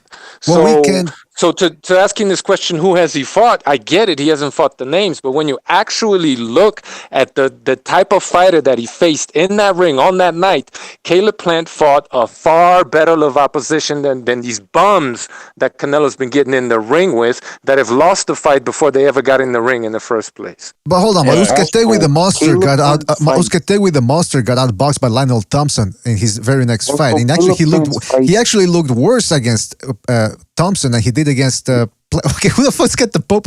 Okay, somebody came in with the Pope avatar. All right, sorry. So he looked worse against Lionel Thompson than he did against Caleb Plant. Everybody that Canelo has fought, somebody else beat them better. Well, every single body that Canelo fought, someone else beat them. The problem precise is I can't debate with you about this because you think the fights are fixed. You think these guys were paid off and they were told not to throw shots. That's easy to say. I proved it. I proved that these fights are fixed. Just because you guys reject reality and the evidence in front of you, that doesn't. The only fight I think that wasn't fixed. Because I think the zone bullshit, bro. I think a lot of it was fucked. But the one fight I know for a fact that wasn't fixed is when, and I'm gonna give Canelo this, is when he beat Danny Jacobs. When he beat Danny Jacobs, hands down, he was just a better boxer. Weight drained. But anyway, let me see this. Look at he Callum came in Smith. above the limit. Hold on, one at a time. Look at Callum Smith and any of his fights. You don't have to believe me. Look at him, any of his other fights. And look at him versus Canelo. He came to survive, okay? And look at Billy Joe Saunders. Did he not say, I'm just coming in there to lay down and collect a paycheck? You could literally look it up. He said that himself. Right, but this is the same guy that pulls people. This is the same psycho that pulls people over in the highway and pretends to be a cop and performs a felony, by the way, and tells them to strip. I mean, the guy's not all that sounding. You can't take what he says seriously. Now, we can go back and forth, say, well, why would he say that, blah, blah, blah. My point is this. Let's stick to this fight. Caleb Plant, I believe. Hey, by the way, Haitian, are you changing your prediction or? Listen, I already said this. I'm rooting for Plant. I'm rooting for him. Right, but you still think if your prediction is Canelo by 8th round stoppage, I believe. I said 9th round actually, but I'm picking Canelo, but I'm definitely rooting for Plant. Definitely. All right. Well, you know what? I hope Caleb Plant shakes things up a little bit because I'm not a Canelo fanboy. I'm starting to get a little pissed off by his attitude. But, man, I mean, we haven't even gotten to the Caleb Truax fight, too. He faded down the stretch in that one, too, man. And that was against a 38-year-old who has very little power. He's more of a volume puncher. And now at 38, he didn't even have that. And even then, he was man, that's one thing I am really worried Truax about, man. Wasn't no pushover. This is why I think Caleb Plant should slow down his speed, you know. Slow down your punches, you know, make them have steam on it, but slow it down, you know, so you don't gas out, you know, later in the fight, you know. But that's one thing I am real worried about through the whole situation. I am worried about that if he don't keep a nice good composure and as long as he come in there, he brings the fight here and there. Because at the end of the day, he got to earn the respect from Canelo Alvarez. Even if he earns the respect by the speed or he earns the respect by the power. The only way how he's going to win that fight is if he earns his respect.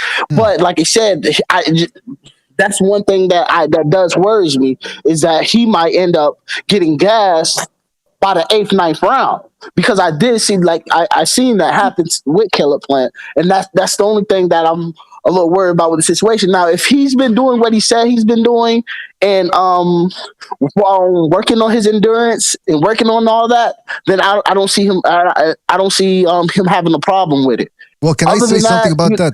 can I say something about, because I've been saying throughout the week, I've been trying to look at ways in which Caleb Plant can win. Let's talk about Canelo's lack of punch output in his fights, because he tends to do the bare minimum in there. He throws about 25 to 29 punches per round. He averages about 350 punches per fight. The only fight in which he actually leveled up was in the Triple G rematch, where they both stood their ground and really tried to go at it. He threw about 500 shots. Again, I don't know if that's a lot for a middle. 500, yeah. So he's not a big, voluminous puncher. So what I've been asking is, if let's say the first 6 rounds are close and the judges give it to Caleb Plant, can Canelo really ratchet up the pressure and make it and start to drown Plant, or is he going to be stuck in the same gear he always fights at? He's not, in my opinion, he's not going to feel any urgency because he always gets the benefit of the doubt on the card. So why would he go after him, right? He may, but I just don't see him fighting with any urgency because he doesn't have to. So even if he loses a bunch of rounds, and let's just all acknowledge the fact that he was wearing silk pajamas, okay? If he loses enough of the early rounds, he might just think, well, I'm winning anyway, so why try, right? That's a little symbolic. Well, he didn't do that against Billy Joe, though. Man, Billy Joe, bro, listen, I'd never seen no pussy shit like that. Bro, you telling me, bro, you winning because it seems to me when I was watching that fight, which I did spend my $20 to watch that fight, bro, you're winning the fight in my eyes. I'm looking at you. I'm like, okay, you feel me? You swagging in the ring and all that shit. You feel me? And then you get hit one time.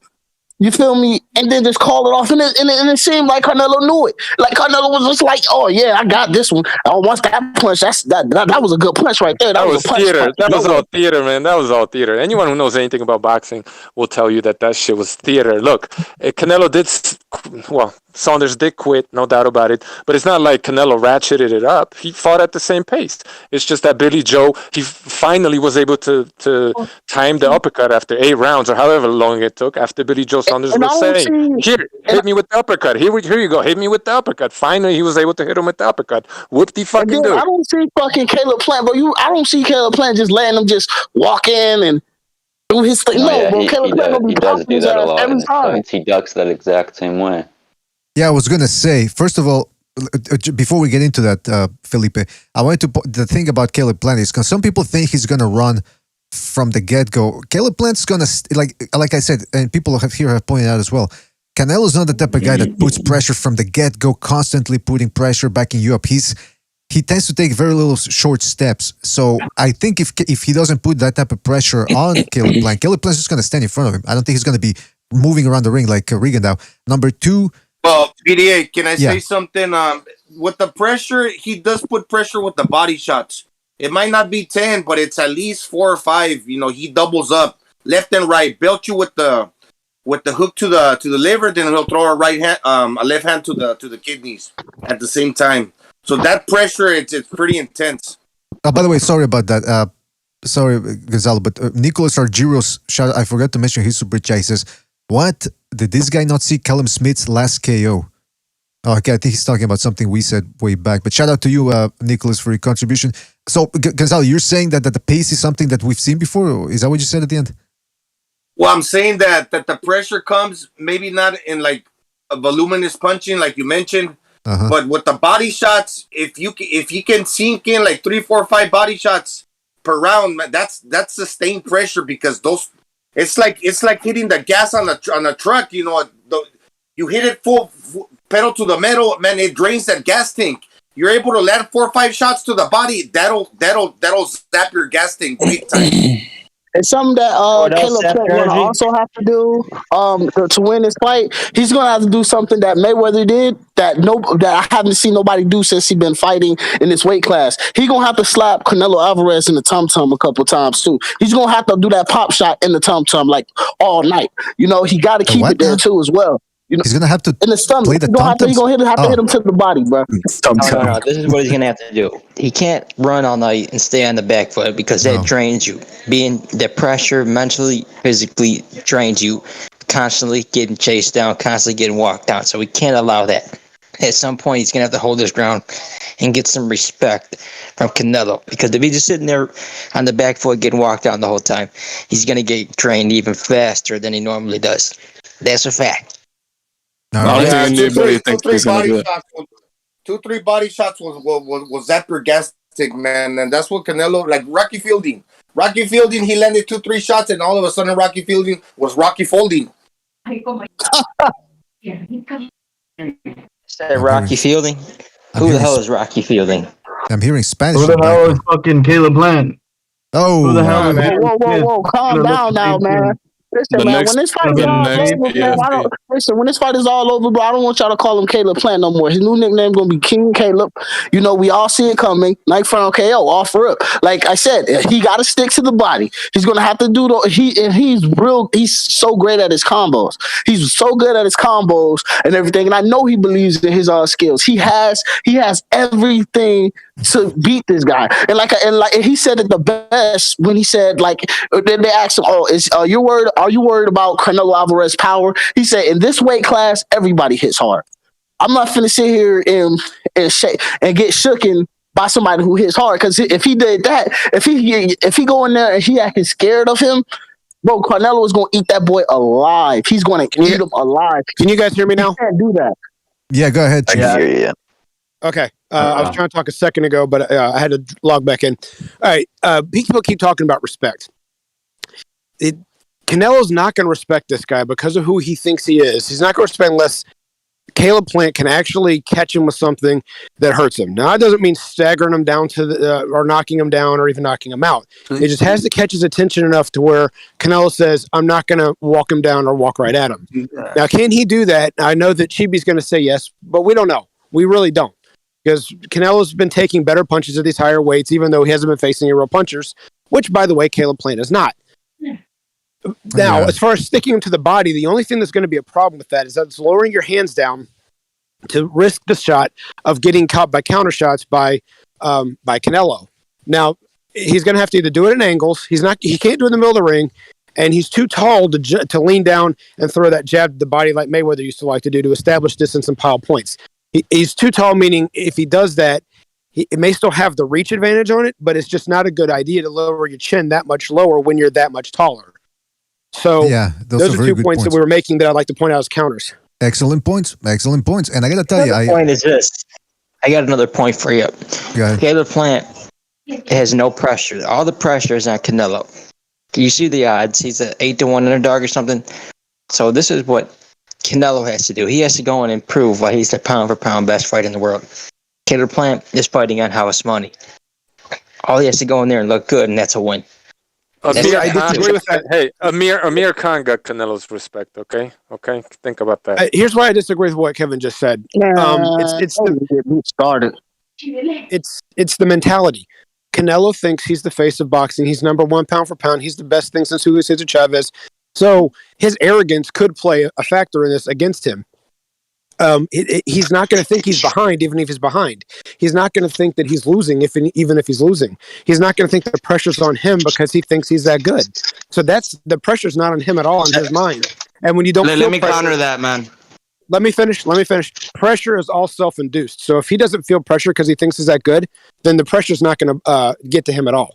Hey, before before you go, let me just read a super chat real quick. Shout out to Ed Perez for his contribution with the super chat. He says, I'm putting away my Halloween decorations and I'm loving the boxing talk. One of the guys on the panel, I think he's talking about me, he's unbiased and he's keeping everyone in line. Canelo will take his time with Plant. All right, shout out to Ed Perez. I'm glad you're enjoying the show while you're taking away the Halloween decorations.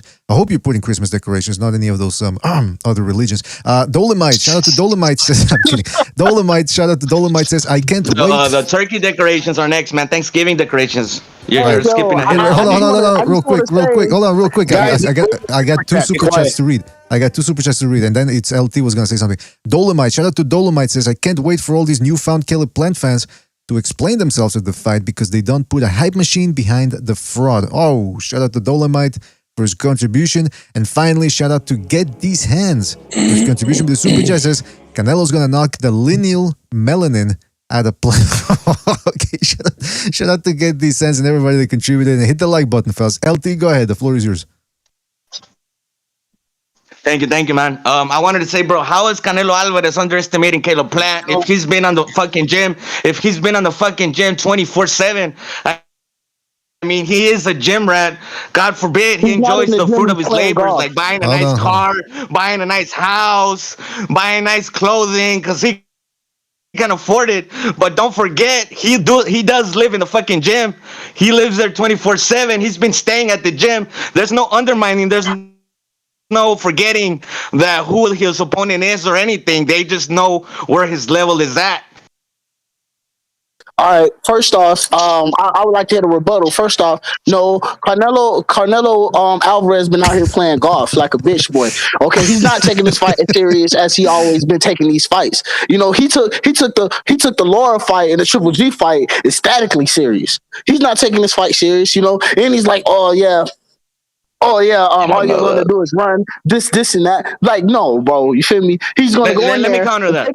He's gonna go. Wait, hold on. He's gonna go in there, think he can run right through him, and get caught in the 9th round TKO by Caleb Plant. Get caught KO. My nigga. All right, man. Let me rebuttal that, or however you want to say it. Look, man. So you said. Michael Jordan, bro. Michael Jordan was playing golf, betting, and fucking casinos, and still got Bro, this is a 6 comeback rings. sport. Joe Lewis did it too. What are Joe you Lewis talking did it about? too. What happened to Joe Underestimating, bro? Lewis? Like, get the fuck out of here, bro. Are you saying that's a pastime, bro? What are you talking about? What are you talking about, man? I didn't know you couldn't have. I didn't know you couldn't have hobbies. One at a time. One at a time. You guys saying it like playing golf is like a 24/7 thing, and you're like so addicted to playing golf. Come on, bro. The golf. Yeah, we got a fanboy now. I've been waiting for this all day. Oh, bro, the golf course is probably like 3 blocks away from his house. What are you talking about, man? Bro, listen, you can get as angry as you want to. Once your boy lose, just be in the I ain't chat angry, afterwards, bro. okay? This is straight up me, homie. Oh no, you're angry, bro. Because I'm telling you, he has not been taking this shit serious. Look, don't let me talk. It's all good. You got it. Don't switch You it got up. it. Don't switch it up. Nah. Stay in the boxing All right. topic, all right? It doesn't Because I matter to can me. tell At you the you're a end of little the day, like, I'm come gonna on, win man. all Stay in the mine. boxing topic. But who other fighter do you even know besides Canelo Alvarez? I know Batman. Well, what else do I know? Hey, ask a You want me to question. name another one? Julio Cesar Chavez. I got another one for you. Eric Morales. Oh. And that's about all I know, bro. You got me there. You did got me there. Anyways. LT, question. So if Plant goes past 9, if he doesn't get, like Canelo was saying, I'm gonna stop him 7-9. If he makes it the distance, let's say, would it be fair to say he underestimated him? No, but see, that's the same thing that's the same thing that Triple G haters said when he went the distance with Daniel Jacobs. Like, oh, he got exposed. He didn't get exposed. He beat the guy. He No. That's not the same. Well, look, man. I mean, everyone can look, bro. Not at all. Everyone can go out there and survive a fucking fight with Canelo. Just fucking run all the fucking run. I mean, come on, Caleb Plant. If he goes out one there at to a time, survive, please. One at a then time. come on, is he really proving that Caleb? Okay. Here's a question, LT. No, hold on. Hey, man, let me talk. He asked me a question, man. Let me answer it. All right, let me talk. He asked me a question. Let me answer it. Okay. Look, bro. Caleb Plant. What is it? Smith? Was it Callum Smith went out there and survived? Everyone can go out there and survive. I mean, but that's not the fight. Does that mean that Caleb Plant proved himself that he was the fighter that he's supposed to be? Come on, man. Everyone can go out there and run away from the fucking fight. So Canelo's invincible, huh? Canelo's invincible. Oh. Nah, I'm not saying that, bro. No, that's don't what you're put words in my saying. mouth You're either. essentially saying. No. I think that David Benavidez will give him a better ass fight.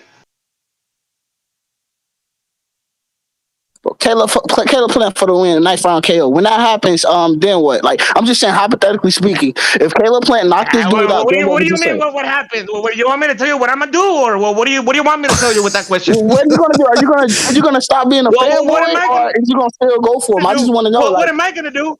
Well, all right. What am I gonna do, bro? I'm gonna collect a couple of money, bro, because I did put a couple of money in that bet too. Oh. Are you not entertained? Are you not entertained? Let me tell you something. We're cooking with fire here today, man. I gotta tell you, this fight, in the beginning, there's too much oil, man. You gotta put a little bit something to slow that down.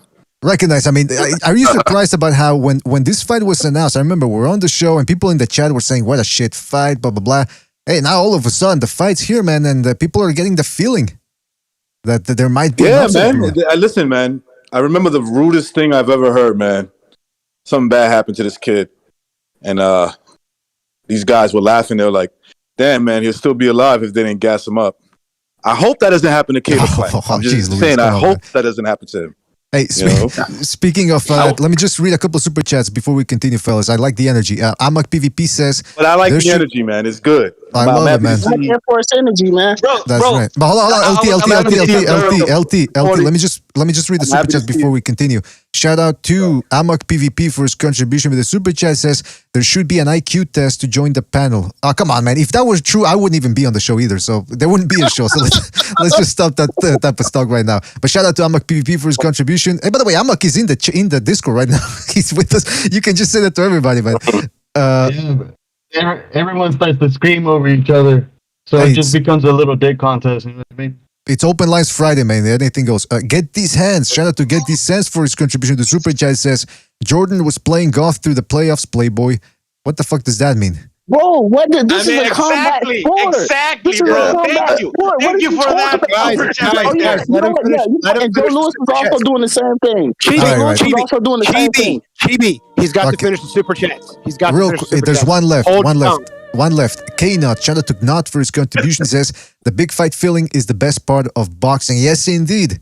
Absolutely, man. It's like sex. It's the foreplay that counts. It's the build-up. All right, go ahead, guys. You go ahead.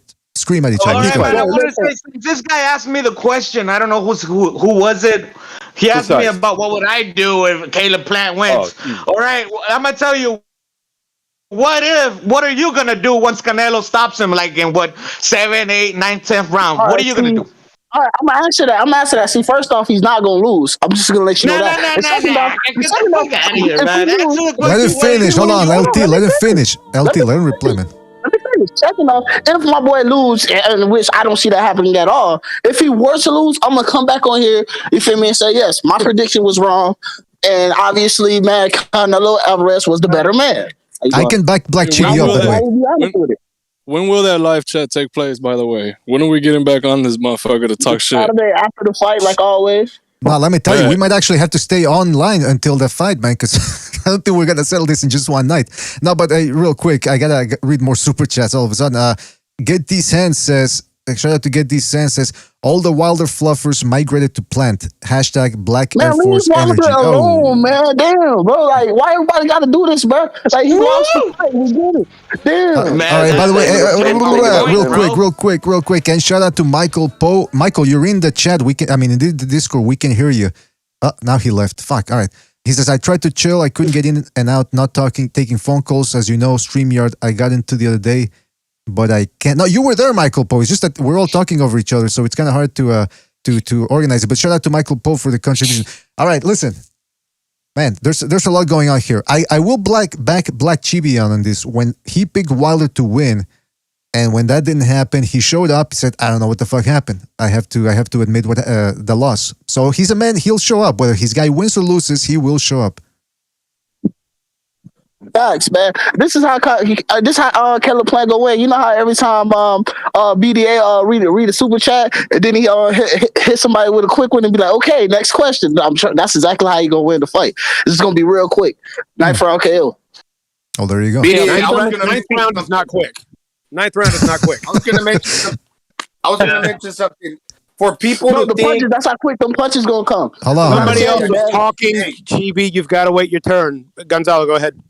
Yeah, for people to think that these guys don't take the fight seriously, like they both do. They're professionals, and these guys love boxing. I think Caleb Plant loves boxing too. When you love something and you dedicate yourself to that sport for your whole lifetime, and an event like this, nobody's gonna leave any stone unturned. And you know what's a good evidence of that? The weigh-in. Just look at the weigh-in. These guys trained their ass off. They're coming well prepared. Because I get sick and tired of these boxing heads. Oh, well, he's like, not speaking about nobody in particular. Oh, he's out golfing. He's doing this. He's not taking it seriously. No, man, these guys are taking it seriously. It doesn't matter how seriously he's taking it. He doesn't have an answer for Caleb Plant. Oh, well, actually, let me take this question.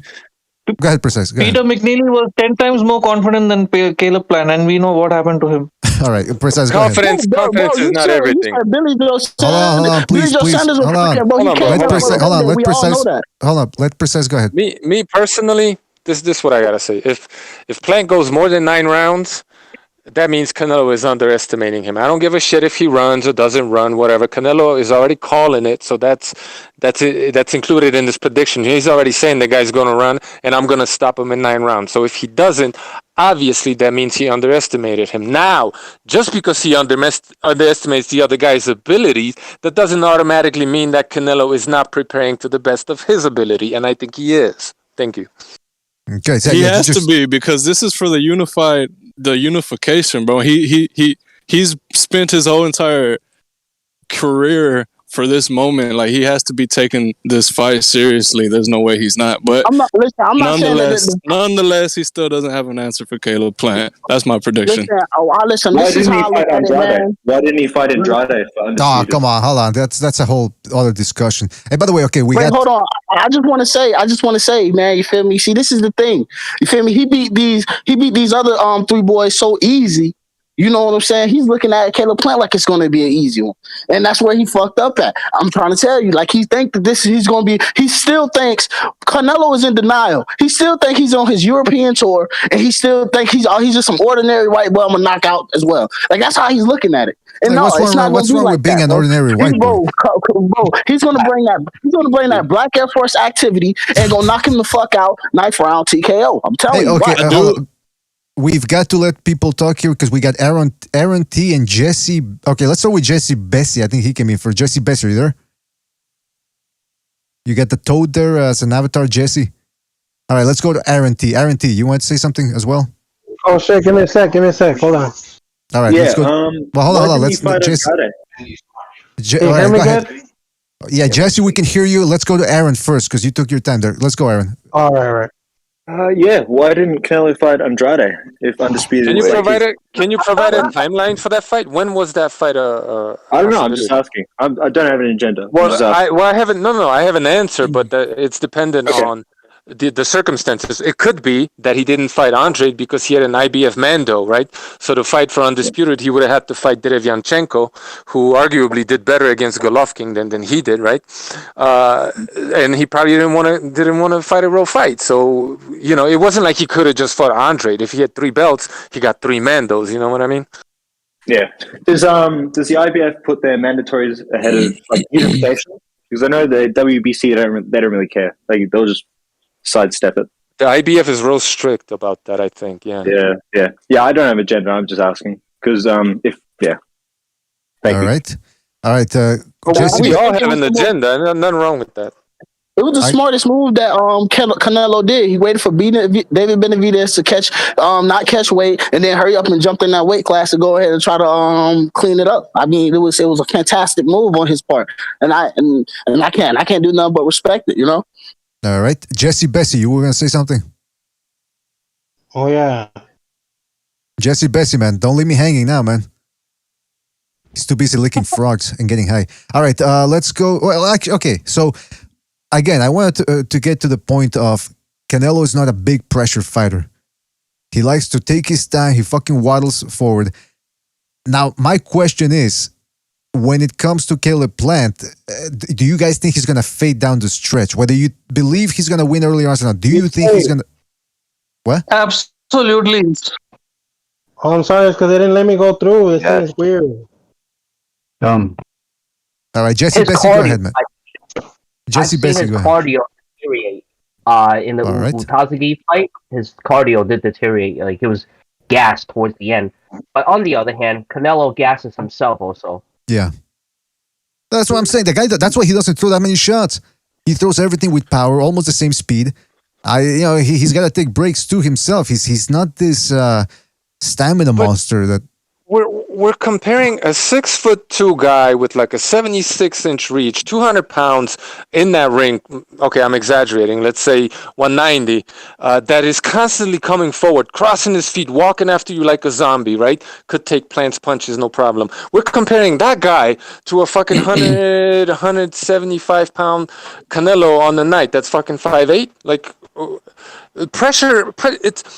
first of all, Canelo's not a pressure fighter anyway. Secondly, it's a lot more difficult when a guy that's taller than you with longer arms is pressuring you, literally running at you, because that's what Uzcategui does, versus a little plotter that just does little bunny hop steps and once in a while will blitz you in with the fast 1-2. Completely different levels of energy. Let's keep it real. Absolutely.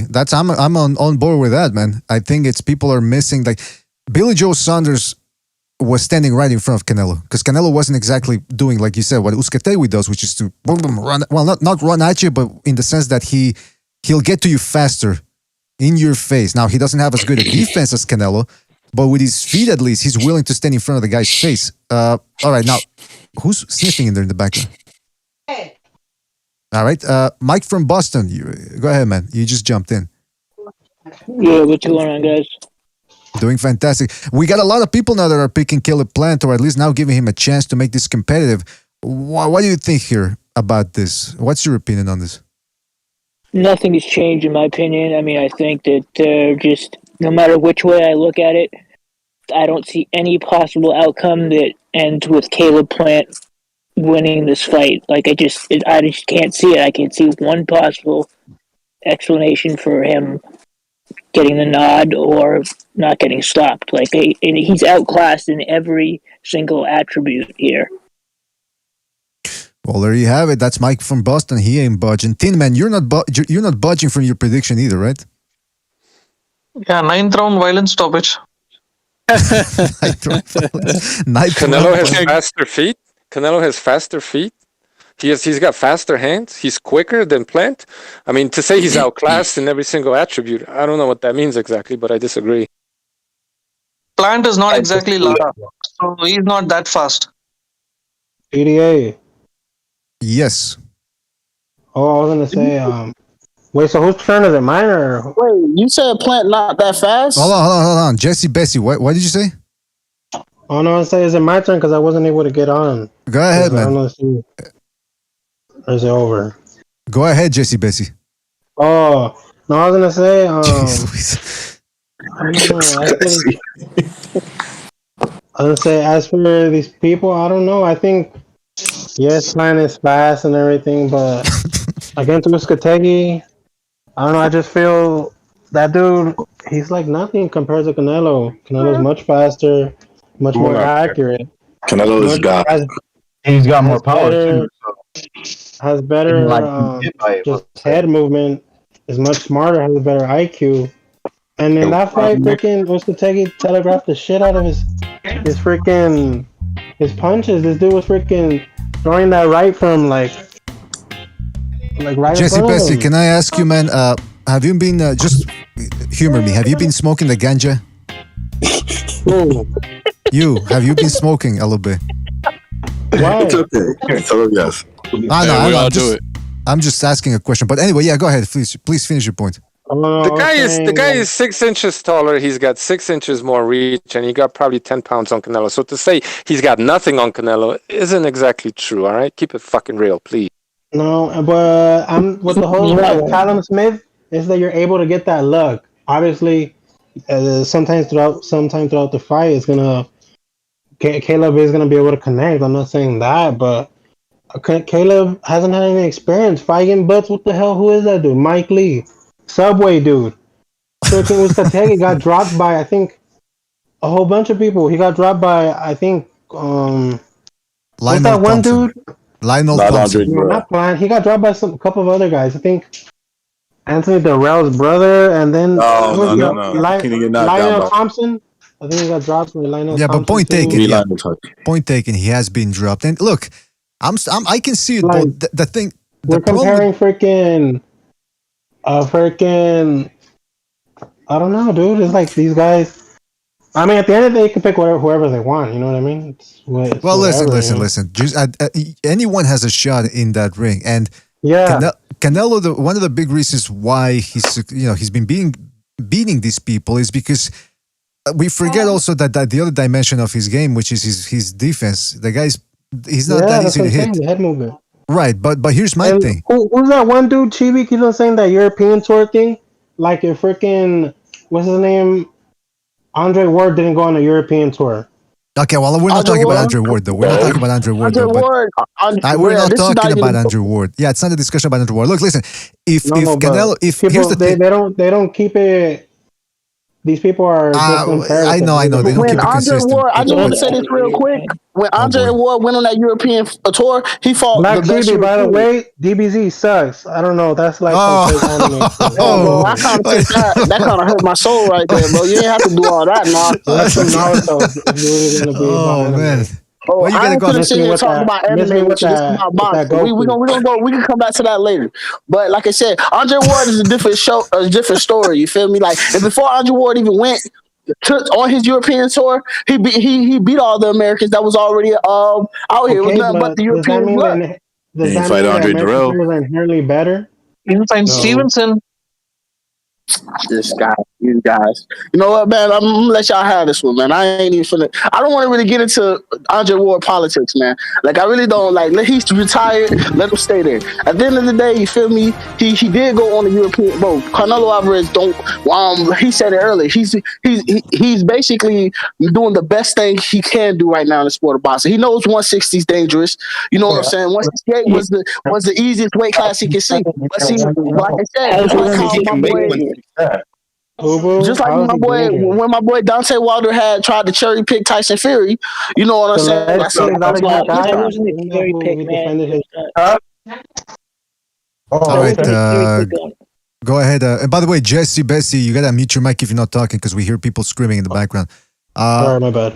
No problem. Listen, go ahead, Mike from Boston. You were gonna say something? I was just gonna say. Hold on. Mike from Boston wants to say something. Go ahead, Mike. I was going to say, I keep hearing people bring up the Mayweather fight and about how Canelo has trouble with slick fighters. That's not the same Canelo that we have today. We can't say, oh, we need to use this particular game plan like Floyd because Floyd had success. That game plan doesn't necessarily have success against Canelo, this version of Canelo. Of course, because he's been on his extra supreme tacos with hot sauce ever since. What they got him on was clenbuterol, and that's just a diuretic. It's not a muscle builder, so it doesn't give you any extra strength. Is that true? I thought it was. No, it's not true. I don't care what he did, bro. At the end of the day, it was a steroid. He should have did it. It's not a steroid. It's a PED, bro. He fell for a PED test. It's a diuretic. It's not a muscle builder. It's not a diuretic. Shut up. It's not a diuretic. It isn't. How much you want to bet? I'll bet you. $1 million. Hold on. Chief, you're gonna say something here. $200 right now. I'll bet you $200 right now. It's a diuretic. Oh. You're on. Thank you for free I was money. just making sarcastic You need my cash app? Forget it. Never mind. I'm saying I'll do $200 clenbuterol. Well, listen. I'm not a diuretic. You owe me $200. Thank you. Okay, well, let's get back to real quick because I got to give a shout out to Rapax Trucking Company for his contribution to Super Chat. Well, he just joined the BDA membership program. Shout out to him. BDA, can I get my $200? Hold on. You hold on. I'll give you $100. What do you mean you hold on? I gotta read this fucking shit. Let me get the 2 bills, and I'll give you one of them. How about it? Oh, okay. Well, now you're talking. All right. Exactly. Thank you. So, no, hold on. So, Mike, don't go nowhere, Mike. I gotta go. Hold on. Ratbacks, thank you for your contribution, for joining the membership program. Says you gotta hand it to Canelo for stepping up to super middleweight and attempting to become undisputed. Canelo is fighting bigger and taller men. All right, Ratbacks, thank you for your contribution, man. Really appreciate you jumping on board. Shout out to Vladdy V for his contribution to Super Chat. He says, Plant goes down in the 5th, body shot, gases out, and TKO'd by the 8th. Take that to the bank, boys, he says. Appreciate you jumping on board. Hey, J Money, I can hear myself in the background. I hate that, man. I don't like the sound of my own voice. Please mute yourself. Yeah. Stop that. But you know what, man? Hold on, J Money, hold on. I gotta finish reading super chats. Vladdy V, shout out to him. He says, take that to the bank, boys. Canelo by 8th-round stoppage. Get these hands. Shout out to Get These Hands for his contribution with the super chat. Says Jesse's been licking the toad with MMA champ. Oh, come on. Shout out to Get These Hands on his hit the thumbs up button, fellas. Hit the thumbs up button. All right, somebody, there was another dude here. I just say one thing. Who said that? I'll bet something. Recognize. Go ahead, man. Listen, man. If Canelo shows up, he wins. If Carnelo shows up, he might lose. That's all I gotta say. What are you talking about? What does that mean, bro? You haven't heard of Carnelo? Canelo fanboy. I said Carnelo. Carnelo. Explain it, man. Carnelo. He's saying LT. He's saying beef Nello. Oh, Carnelo. like carne. Yeah. If he shows up, he might lose. Oh. Yeah, man. Everything's possible. All right. Well, I mean, I gotta tell you guys, this is getting very. Canelo shows up, he's gonna win. Hey, by the way, how about that one? He can come in there as Carnelo, Sal. He come in there however he want to come in there. He getting knocked out. Thanks. J Money, what were you gonna say, man? That's funny. To precise this point, BDA, if I can, I just looked it up on WebMD. Says that it can add muscle mass, cleverol, as well as it's mostly for open the bronchial tubes. But bodybuilders have used it to cut weight and add mass. Okay, so who's right? Because it's not a diuretic then. It's not a diuretic. It is not a diuretic. Mild diuretic effect. It's not a But diuretic. the use of it is for burning fat. It's not for increasing muscle gain. I used to take anabolic steroids when I was younger. It's not a diuretic. So it's not a diuretic. It's not a diuretic. Yeah, but the point was it's not meant for building muscle. It's for losing weight, losing water weight before a fight. But the bet was whether or not it's a diuretic. That was the bet. We'd have to rewind and hear the exact fucking terminology. I heard it. That was big boy facts. It was that was the bet right there. Like you were drawing big tits on a schoolgirl, man. You weren't really listening, man. Come on, listen. Let's just agree to disagree and say it wasn't diuretic and it's not for building muscle. That's it. Let's leave it at that. Now, fuck. Somebody. Canelo's on HGH. Keep it real. Oh, he's on something. That's for sure. Yeah, he is. Yeah. J Money, go ahead. Yeah, that's what I wanted to get to. J Money, you just jumped on. Go ahead.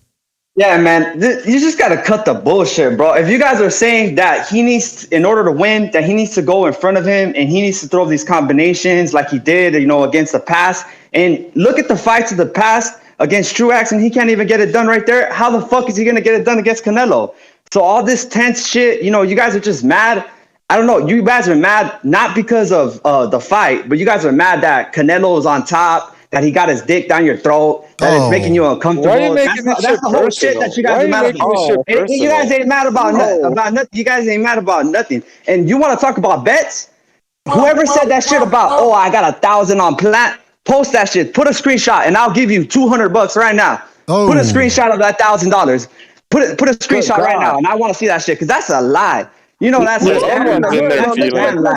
on. First off, it's not no lie. It's not no lie. Like, listen, I do hood bets, nigga. This bets in the hood. Like I said, it ain't nobody nigga dick all in my mouth and all that shit. No, bro. Canelo's a motherfucking The Canelo fan base is fucking toxic. On top of that shit, bro, he's a fucking drug sheet, bro. Like, I don't respect that. I don't respect that at all. What does that mean? You want to talk about being a fanboy? According to you, what is Canelo's fan base? All right, I want you to be specific. Bro, off rip like dog, bro. Like you guys should literally sit here and think these guys. What does you guys mean? Like, what? Like, be specific. Man, bro, you niggas and Mexicans and whites and all that shit, bro. Like, you see, my brother, no, you're not gonna do You said you guys. My brother is the biggest. You said you guys. My brother. Órale, el T, cálmate, man. Cálmate, güey. Canelo fan you will ever fucking meet in your life, my nigga. Like, he thinks he's the Don. Like, he thinks that nobody can beat him. It's impossible. He's immortal. Like, he's not immortal. I've seen this dude make mistakes, and I know for a fact Caleb Plant got the style, he got the skills, he got the movement to beat this dude. I see it. Like, I don't see it coming any other way. I want to say another thing. Jimmy's always talking about, like, where's the substance? Talk about actual shit instead of feelings. You're talking about fanboy this, fanboy that. You're the fool that said that he's gonna knock out Canelo. Man, what are you doing betting in the hood? Go bet that money in fucking Vegas and you'll be walking out of here a millionaire, dog. Ain't nobody. Don't worry about where I bet my money at. You're talking about fanboyish stuff. There is no more fanboy opinion that I've heard in this last week than Plant's gonna knock out Canelo. Ain't nobody that believes that Plant's gonna win has ever said that shit. So you saying that shit automatically exposes your ass as a fan. He said stoppage too. You're a fanboy, bro. You're believing the. I'm a fanboy. See, this is what I'm talking about. Y'all fan base is toxic. Bro, Wait. First of all, you're Wilder. You're a Wilder fan, bro. That's the worst. That's the worst fanboyism I've heard. Like that's the worst toxic. Fan base Whoever I made by far. Don't compare Wilder fan base with Canelo by nothing, bro. It's disrespecting. Bro, listen. Hold on now. I am one of the biggest Dante. Well, no, everything's good. Hold on, 1 second. No, he's getting yelled at by his neighbors. Okay. Hey, whoever I made that bet with, if we look it up, if we run the tape, and if it was over, whether or not it was diuretic, I'll pay up. Hey, Mike, I said with I'm trying to leave it alone, but I mean, if you want to keep going with it, that's on you. I'm saying I'm a man of my word. I'm not going to Welsh on a bet. All right. My name is Jay Money, so I'm a man of my word. Jay Money, calm down. Drinks on the house. But go ahead, Jay Money. Yeah, I'm a man of my word too, So that $200, bro, is still up there. You can have, you do your little thug trades or bets or whatever. Write that shit on a piece of paper with your homie. I do didn't some shit like prove. Oh no, hands down. I am one of the biggest Dante Wilder fans. That shit's alive, bro. That shit's alive. All right, let's hold on. Let's get to that. Hold on, fellas. Employee fucking salary bidding 1,000, bro. That shit's alive. Fellas. No. Hold on. I gotta ask Black Chibi and Alberto. Would you guys be willing to show? You can cross out any personal information, but just show us the stub, the receipt that you did indeed place the amount of money that you said. Would you be willing to do that? I've got my bets going with 5 different people. I got two $50 bets and like two $100 bets. Is like, how am I gonna get all of that on one? On a piece of paper. She's gonna lose a couple hundred. How I make my bet? I don't have any bets online or anything like that. I bet with a couple of coworkers and then a couple of family members, one of my friends. All right, I got you. So you can't do it. I usually do my bets and everything. I literally host all mega fights. Any mega fight that I feel that's needed, I barbecue. And I buy all the food. You can come and watch the fight for free. I don't care. You know what I'm saying? I buy all the food. Where do you live? But hold on. I want to go to your place. Yeah, come on over, bro. Water's fine. Chief, I don't think you want to go there, man.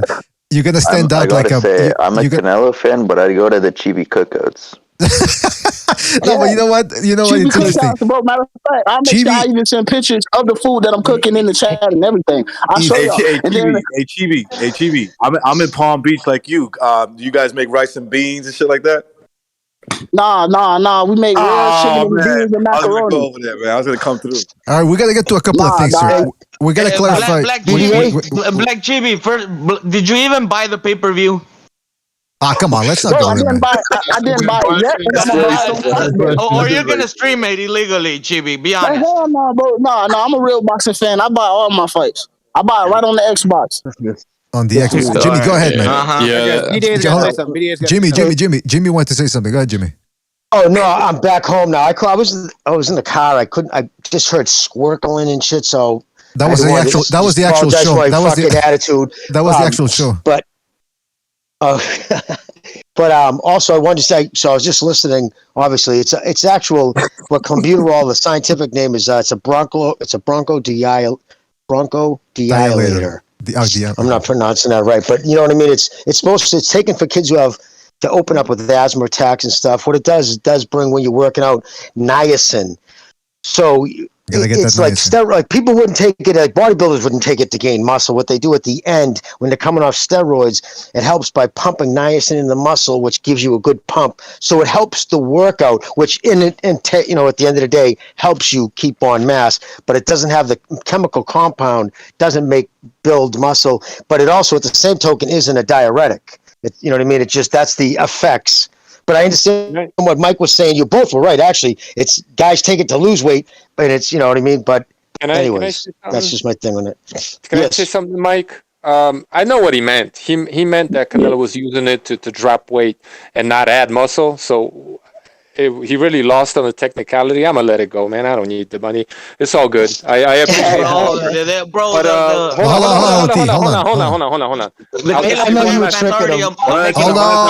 on. Hold on. Please let Precise finish. Go ahead, Precise. Just one last thing about clenbuterol. The reason why they use it in cattle is because it burns the fat, but it spares the muscle. Generally, catabolic substances, they go after both the muscle and the fat. Clenbuterol is a wonder drug, and it's great for boxing, especially because it will burn the fat that you don't really need, but it'll let you keep the muscle. So they do say it has anabolic properties. It's kind of controversial, but whatever, man. I don't want the money. It's all good. Hey, speaking precise, because I don't know when you're going to drop off, but I need to get an official prediction here for the records, because I haven't gotten yours. My official prediction is draw, and it's going to be a 5. Both guys, each one of the guys is going to win 5 rounds, and they're going to be 2 swing rounds, and people are going to argue forever who won the fight. And so I'm calling a draw. You know, I'm not vouching for the judges. We all know what the deal is with the judges, but it's going to be one of them that could have gone either way. So I'm just going to call it a draw, okay? All right. And now listen, I'm a little worried for a couple of the guys who say they're betting, because again, they said they can't provide any proof because they're bets that they're doing with their homies. Chibi, I know you can draw enough Patreon requests so you can make the money back. Alberto, I'm a little worried about you. If you can't pay the money back, you're not going to start doing oral favors, are you? Oh, no, I'm good on that. Oh, okay, fantastic. I'm paying all my bets, but I'm getting my money. That's facts. New undisputed super middleweight champ, new pound for pound king, and still undefeated. And way too early for that second part. Way too early for that second part. Even if he beats Canelo, way too early for that second part. Man, pound for pound king, I said it. After he washes his ass. We can't call him Caleb Plant no more. We're going to have to call him King Caleb. Like, that's going to be his name. All right. And listen, before we continue, shout out to Michael Poe for his contribution. He's feeling very generous tonight. Shout out to Michael. He says, precise, I may not always agree, but he's correct on a lot of stuff with Canelo. Show me you guys still understand the... No, hold on, because he tends to write a little cryptically. Show me you guys still under the impression that boxing is not a corrupt sport. I'm not going to do with the mental health should be what the fuck. Okay, I think he's saying that he's talking about the corrupt angle of boxing, how it is a corrupt sport. And there's a lot of bullshit that goes on behind the scenes that we don't even get to hear about. So there's a lot of room for speculation. I absolutely agree with that there, Michael. Shout out to Kenshiro for his contribution. He says, Chibi, if Canelo wins, you leave BDA and vice versa. Oh, come on, hold on, Kenshiro. I mean, I don't want the guy to leave, man. I mean, yeah. Bro, listen, man. You feel me? At the end of the day, bro, don't hate me. You know what I'm saying? Like, I just got my opinion, my predictions. You know what I'm saying? Like, that's just what it is. You know, like, man, the Deontay Wilder fan base is toxic as fuck, bro. You know, I will agree with that. But I'm not with the toxic part. I just like the Deontay Wilder, man, because I felt like he brought the heavyweight division back to life. You know, like, that's the only reason why I really wanted him to win this fight. You know, I just loved how he used to fight, how he used to knock people out cold, catching seizures and shit. That shit was beautiful. Right. But that's not the point, bro. We're talking about Canelo and Plant right now, bro. Man, Who cares about Wilder? We get it. We get it. You love Wilder, bro. We get it. All right. You don't have to go on a whole monologue about how special he is to you, and you know what I mean. Let's all be friends, man. Let's all be friends. Hey, by the way, be nice to each other. Oh, man. So let me just say that Chibi's done such a great job. He's almost made me interested in this fight. So Me too. I'm almost thinking about streaming it for free. I'm almost thinking about it. But come on, man. You even asked me yourself, BDA, what I really thought about it. If we didn't have like a dud middle of the year, and actually recognize we're talking earlier, if the welterweight division would have been on fire of everybody fighting each other, if the 115 division and the 118 division would have been doing their series like they would have been, would we really be so gun-ho for this one fight between a guy who people are writing off and a person that a lot of people are so toxically one side or the other? Would we really be caring about it? And he and I both agreed that we wouldn't be caring as much. People may be still drawn to it. He's not lying, bro. He is not lying, bro. Dog. It's like, bro, this era of boxing, everybody's ducking everybody. It's fucking ridiculous. Like, everybody's ducking everybody, man. Like, we want to see Devin Haney fight this guy and this. And like, we're not going to see that shit, man, no time soon. You know, especially Ryan Bitchboy Garcia. We ain't even going to go there. But, like, you feel me? Everybody's ducking everybody. Not to change the subject too much, because we're here to talk about Canelo and Plant, but Chibi, I was actually saying that if this, what we posted not too long ago on BDA was that Bob Arum was going to do something with Navarrete, Valdez, Burchett and Shakur, and the winners supposedly being Valdez and Shakur stepping together. Someone said if Shakur pulls that all off and comes out on top, my personal opinion is that bumps Ryan Garcia all the way out of the picture. Oh yeah, hands down, man, hands down. Like, bro, Ryan Garcia, bro, that's why it's even the thing. And I think maybe I'm the only one that's noticing it. But you notice, like, at first, Eddie Hearns wasn't even like paying attention to Devin Haney like that. But now he's promoting Devin Haney because he knows that Ryan Garcia is with the bullshit. Bro, so now he's come like, on, bro. He doesn't. hold on. Bro, Can you believe this guy, Eddie bro? Hearn never promoted Ryan Garcia though. Yeah, he never did. Hey, Never. fanboy. Yeah, there goes. Hey, by the way, I want to introduce Victor T. He hasn't spoken since he's been here. Victor T, you want to jump in? Victor T. Wrath King Fury, I think. All right. Yeah, people, they're waiting so long. I think they leave and they wait. But listen, man, I mean, look, this show has been very spicy. I'm surprised that, I guess we shouldn't be surprised, right, guys? Because, as boxing fans, sometimes we look at a fight. I remember Wilder Fury 3, the rubber match. People were saying, fuck that fight. Then it started to get nearer.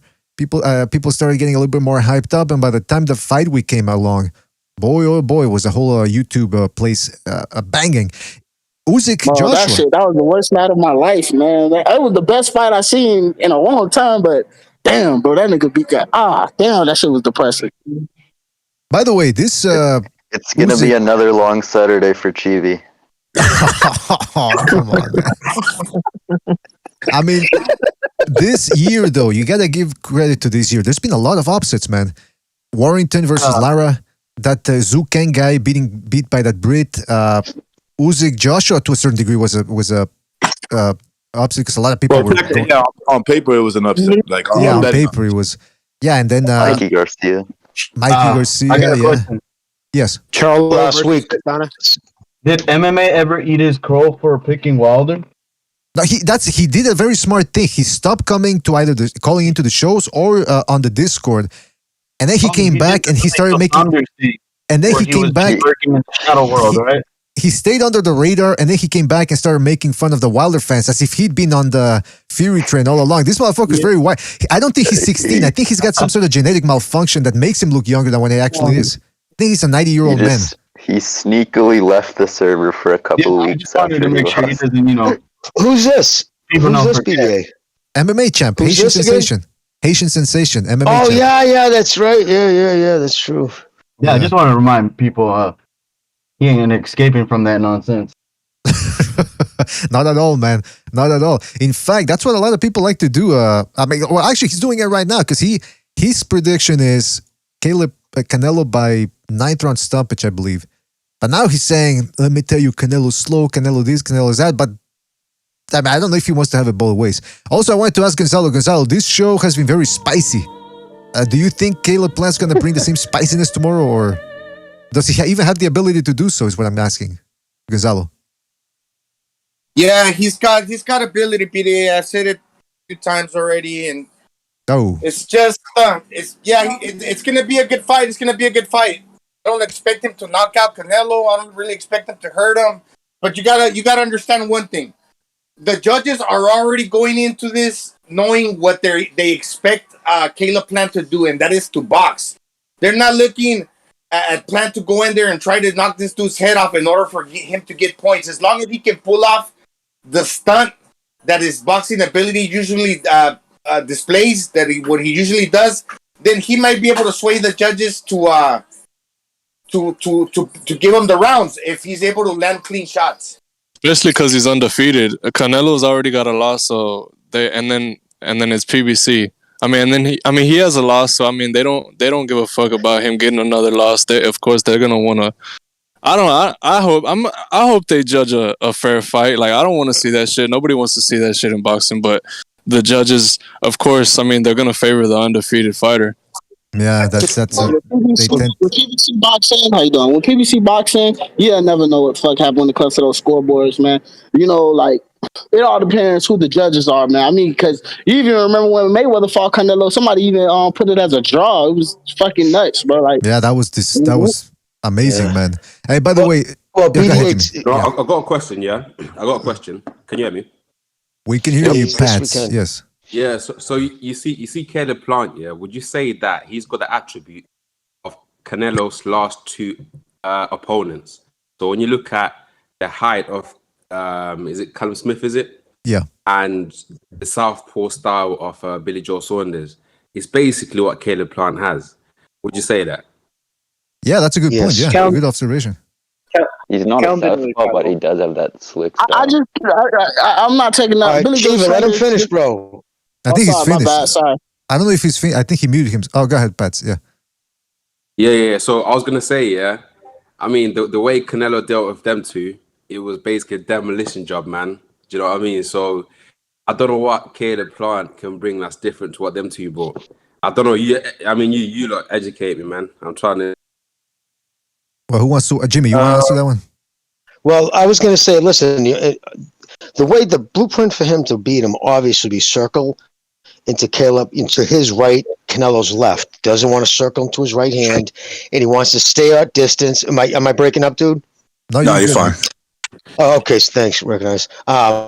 Circle to Canelo's left to stay away from his right hand, and keep him out at the end of a stick jab. And then when he sees Canelo, the second Canelo goes to make that jump in, that's when he's going to have to throw the punch. He has to be first to get his big shots off. He can't let Canelo get his big shots off first. So stick with the jab, circle to Canelo's left, and when Canelo goes to take real estate, boom, hit him with a left, and then try to circle back out the other direction with a check hook. And if he's able to keep that condition and do that to his 5'8" ass, he can beat him on points.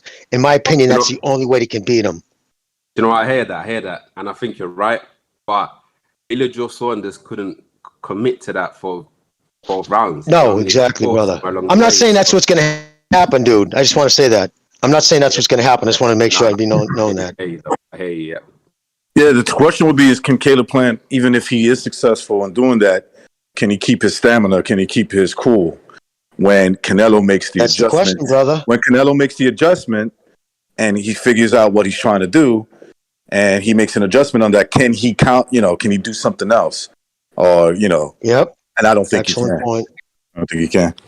And it's the 12 rounds, bro. Those extra 2 rounds, man. I hope Caleb Plant beats him. But if I had to just give you my opinion of boxing from what I've been seeing from Canelo and then his opponents and Caleb Plant, to me this just looks like the perfect storm for Canelo to win, undisputed at a weight class where it seems a little bit weak, and then the best guy wasn't in it.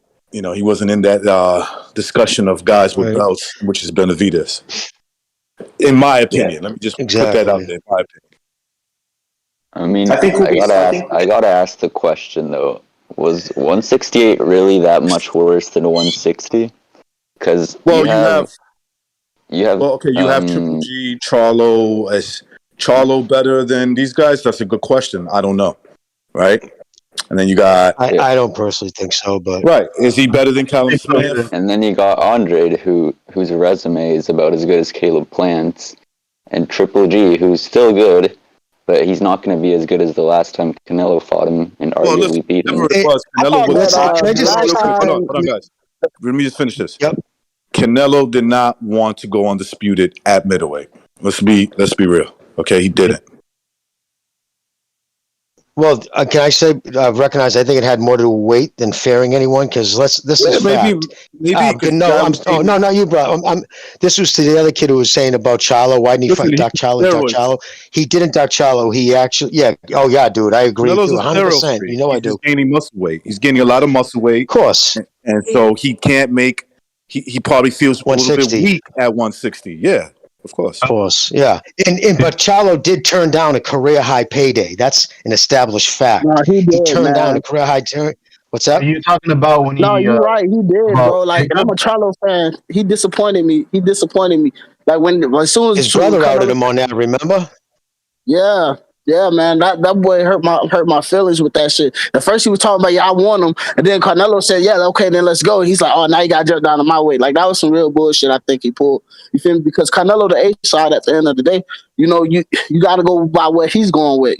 So like he really pulled a real bitch boy move, man, and I can't respect Charlo that. could go to 168, no problem. When you're 6 feet 6'1", come on, man, going to 168 is not a problem. To fight Benavidez, right? Recognize that's what you've been saying. You want to see Yeah, Charlo? you He need should to fight fight Benavidez. Benavidez. I'm not even right saying there. I'm not even saying he'll lose for sure. I'm just saying fight him. Go fight. He's in the Benavidez. same fucking promotion. Easy fight to make. Right? Right there. And did you hear how he changed his mind? First it was, I'm not fighting anybody who doesn't have a COVID shot. So Benavidez went get the COVID shot. Then he said, I'm not fighting anybody under the age 24, which is a bizarre comment to make. Is he a restaurant? Is fighting Charlo? Fucking yeah, you just bro. He disappointed me too, man. He disappointed me so hard, bro. Cause I really liked it, Charlo, bro. Like then he did that shit, bro. And then I'm like, nah, I can't even like defend you, bro. You really pulling some real whole moves, bro. Like I can't respect it. You know, like he's supposed to at least like if he were to fight Andrade right now. And he would win that fight, everything I'll come right back to his team. I'd be like, okay, no, he beat Andrade. But he's scared to fight him. He's scared, like it's like I guess he's at a point right now that he's acting like Canelo. He's very cautious. Money, brother. Fights right now. Brother, it's money. He lives in a big, beautiful home in Houston. He's got all the things the surrounding with all the nice trappings. It makes a man soft. It just does. It doesn't, you know what I mean? And he's got his money, and he's making good money by his standards to fight the Montels, and he's still got that and that's unfortunately his people are protecting it too much. But let me ask you an honest question. As a Charlo fan, would you say his abilities over the last 5 years have degraded? I think he was better 5 years ago when he was fighting better competition. That's what happens. When you beat up on guys that you're supposed to win, you don't get better. You're not forced to get better. You know what I mean? That's the problem with the PBC guys. Here's another thing about Charlo. Charlo is 32, so he or 31, something like that. When you are a good athlete, your peak years to learn boxing is like 25 to like that 30 range, 25, 30 range. So when you are fighting dudes that you don't really need to change anything up, you don't get better. You do not progress as a boxer. You kind of stay stuck in the middle. What you're doing. You may get better at what you do, but you're not better. You're not a better fighter. Hey, from what I see, I still think from what I see with Charlo, I think if Charlo were to fight Canelo Alvarez, I hate to say it, but I have to give it to Canelo Alvarez because like he haven't been really like. I just don't see that grit that he used to have anymore. Like I see it more in his little brother at 154. Like, but him, I just don't really see that. I don't see that tenacity that he used to have, like just that hungriness anymore. So I think that he'll lose that fight, man. I wouldn't even want to see that fight. I wouldn't even buy it. Well, I gotta ask. I agree, man. I'm a big fan of his, but I hear what you're saying. What about Danny Jacobs? Man, Danny Jacobs, I swear to fucking God, bro. That nigga disappointed me like a mother. I really like oh my God. I'm gonna let y'all go. I don't even want to talk. I'm gonna let y'all go. Well, listen, if you want to talk about Danny Jacobs, let me hit. We got Uncle Pete dropping by. Uncle Pete, it's very fortuitous that you got that picture of Gary Oldman playing what was his name again? Right. Jax, or what was his name? Dixon. No, it wasn't Dixon, but anyway, yeah, he must have. That was his last name. Yeah. Okay. Do you think it's gonna be? Do you think it's gonna be White Boy Day for Caleb Plant tomorrow? Got their breasts hanging out. You spend your whole time clocking me. That's True Romance. True Romance, right there. That's the movie. Yeah, but what do you think? Is it gonna be White Boy Day? You must have thought it was White Boy Day. Nope. All right, there you go. Nope. It's gonna be White Boy Day. Trust me. Red-headed Mexican Day. In the seventh round, round 7 to match my wing, he's gonna fucking stop him. I just hope it don't end like that Billy Joe Saunders fighting it with an injury. That's the only problem. Man, Billy Joe Saunders is a bitch boy, bro. He's supposed to tough that shit out, man. He was winning the fight. I don't understand why that shit was he came for a payday, man. Nobody can tell me nothing. Nobody can tell you nothing. Well. No, I don't think anyone's going to try, man, with that I just statement. hope that Caleb Plant can give him a decent fight, but I don't think he is going to. And I also think that Caleb Plant is more disciplined than Billy Joe Sanders. I think Caleb Plant's in the gym all the time. Billy Joe Sanders, he's a diva, man. Like that's just my personal opinion. Like he got more grit, bro. Like he's more hungrier than Billy Joe Sanders, man. Billy Joe Sanders he just came for a payday. GB, don't you find it though distressing as a Killer Plant supporter that he's got a fucking tattoo of a lip mark near his crotch area? Like, what's he trying to tell people? That'd be like getting his dick sucked. What else would he want? Like, well, but I mean, if you're a guy and you're talking to him, he shows you that tattoo. I mean, he's sort of coming on to you, isn't he?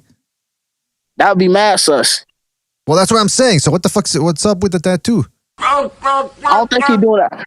I don't think he's doing it for the men. I'm thinking he's doing it for the ladies, man. He's a ladies man.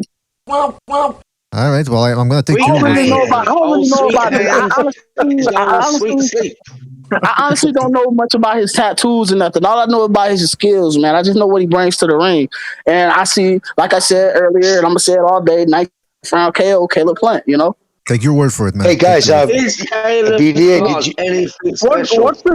Jimmy, we're not gonna be able to get through this. Jimmy, we're not gonna be able to get through this show. So just go ahead, just keep going. Yeah. I was just gonna say real quick. Did you see what Jarrell said about Plant?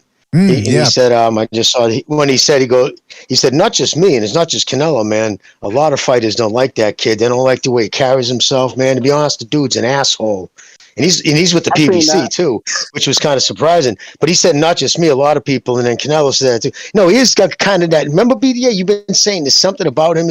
I want to see him get his ass handed to him. He does come across like kind of a fucking asshole. Something about him. He does smash a nice tail. His wife's a honey. Well, you know what, Jimmy? Benavidez when people come in there too nice with Canelo Alvarez, I mean, like, you feel me? That's why it's a perfect matchup. He's an asshole, and that's what we need. We don't need no good. We don't need no hello, how you doing, man? Good luck on the fight. No, we need I'm finna take your shit, and you can go ahead and facts. Let that I'm just saying. I'm just saying what Daryl said. I'm just saying what. Well, can I say something here? Get me a chicken burger in the chat says. Stay cool on Canelo weekend. Consume brilliant spring water every 3 hours for recommended hydration. Yeah, I agree, man. Now, if I may just say something real quick here in regards to super chat. Hold on a second. Shout out to Ed Perez for his super chat. He says that NFL players, soccer players, along with the Olympians, are all cleared, just like Canelo, because they all had the same low levels, just like Canelo. It's in the meat already. All right, so that's the reason that Canelo gave. Fuck out of here, man. That dude's a juice head like a motherfucker. Come on, man. I don't know if that's. I mean, have you ever realized that anyone that gets caught using a steroid or whatever, they never admit they took it. It's always, no, I didn't know. No one's ever said, yeah, shit, I took that motherfucker. They're never gonna. Well, I think it was the dude that Anthony Joshua was gonna fight. Big Baby, he just admitted it straight up because he got caught with so many things. Yeah, that's true. Yeah, Gerald Miller. Big Pot, 3 different times. Well, Usaki should probably, he hasn't denied it because he was taking EPO, which he was taking injectable EPO. Again, unless he says, well, I thought they were shooting me up, with something else. But yeah, so listen, and I'm with Recognize 100%. I believe that Canelo's done the best kind of growth hormone and chemicals. Who knows if it was even steroids, could have been a mixture of growth and other stuff. I think the Clenbuterol was the meat, because someone of his stature, of his wealth, isn't going to fuck with Clenbuterol. It just isn't a drug he would even bother with. There's so much better shit that he can afford that the doctor in Germany, who I believe puts him on his drug thing. He's probably eating a lot of steak. Yeah, exactly. When you work out a lot, you like a lot of protein. You know what I'm saying? In your body. Yeah. Hey, by the way, shout out to Not for his contribution. Super Chat says Canelo and Covington for the win tomorrow. Oh, well, that brings shout out to Not for his contribution. That brings up the other question: is tomorrow the fight, this Canelo Caleb Plant fight, is taking place against the UFC, which is apparently a very good card they have tomorrow. And Steven Espinosa, Steven the Weasel, said that they're going to start the fight on their own terms, and they're not going to wait for any one match to conclude over there. So. I'm just curious, real quick. Is anyone here gonna watch that UFC card or? Yeah, I'm gonna watch. I'm gonna record it. That card's a lot more stacked than the boxing event. Yep. Exactly. And plus, listen, Steven Espinosa, of course, Steven Espinosa, of course, is gonna be disrespectful to a UFC event. Remember, dude, he's financially invested in Bellator. He's not gonna show them any respect. And this is potentially the best fight card of the year. So, Yep. Is that what they're saying? All right. Well, I mean, that's. I mean, I don't know about all that now. Yeah. All the three main fights are awesome fights. Especially Michael Chandler versus Gaethje. That will be the best fight. Yeah, I think Usman is going to destroy Covington. The Devin Haney and Jojo Diaz fight is going to be real good. I can't wait to see that one. Yeah, Devin Haney apparently. Conference for that. So, what's the black dude's name that's gonna fight? The Usman. Yeah, that dude, Usman. I don't care who he's fighting. I got him. Yeah. Well, I mean, Covington's kind of a bad matchup for him. So, but who knows? Dude, I'm a casual. I'm going by the looks. Just that motherfucker looks scary, bro. Hey, he looks like he can kill somebody. Is this a rematch? Yeah, it's a rematch. Yeah, that Usman Didn't the other dude. guy win last time? That Usman dude, look. How did he? What? Usman won. Usman is his name? Where's he from? Yeah. bro. No. I think he's from like Nigeria. He's from Nigeria. Oh, I tell you something about Nigeria. Give me. I got $100 on the Nigerian. The Nigerian. Hey, you know what though? I heard that's what the other thing. Some people said that he actually beat the crap out of Covington the first fight. I didn't see it, but then other people started saying this week they were telling me, no, it was competitive. So which one is it, guys? I mean, because I didn't see the fight. It was competitive. So. It was competitive, but he broke Covington's jaw. Oh, okay. Oh shit, he broke his jaw. Jeez, yeah. He's gonna break it again. Covington's a tough kid, right? Covington's a tough kid, though, right? Yeah. Cole. What is it? Colby Covington. The last name? Colby what? Colby Covington. Kobe Bryant. Kobe Bryant. Oh, come on. Yeah, Colby Covington. Yeah, those like Covington High School. Covington. Juice all over her pants. Yep.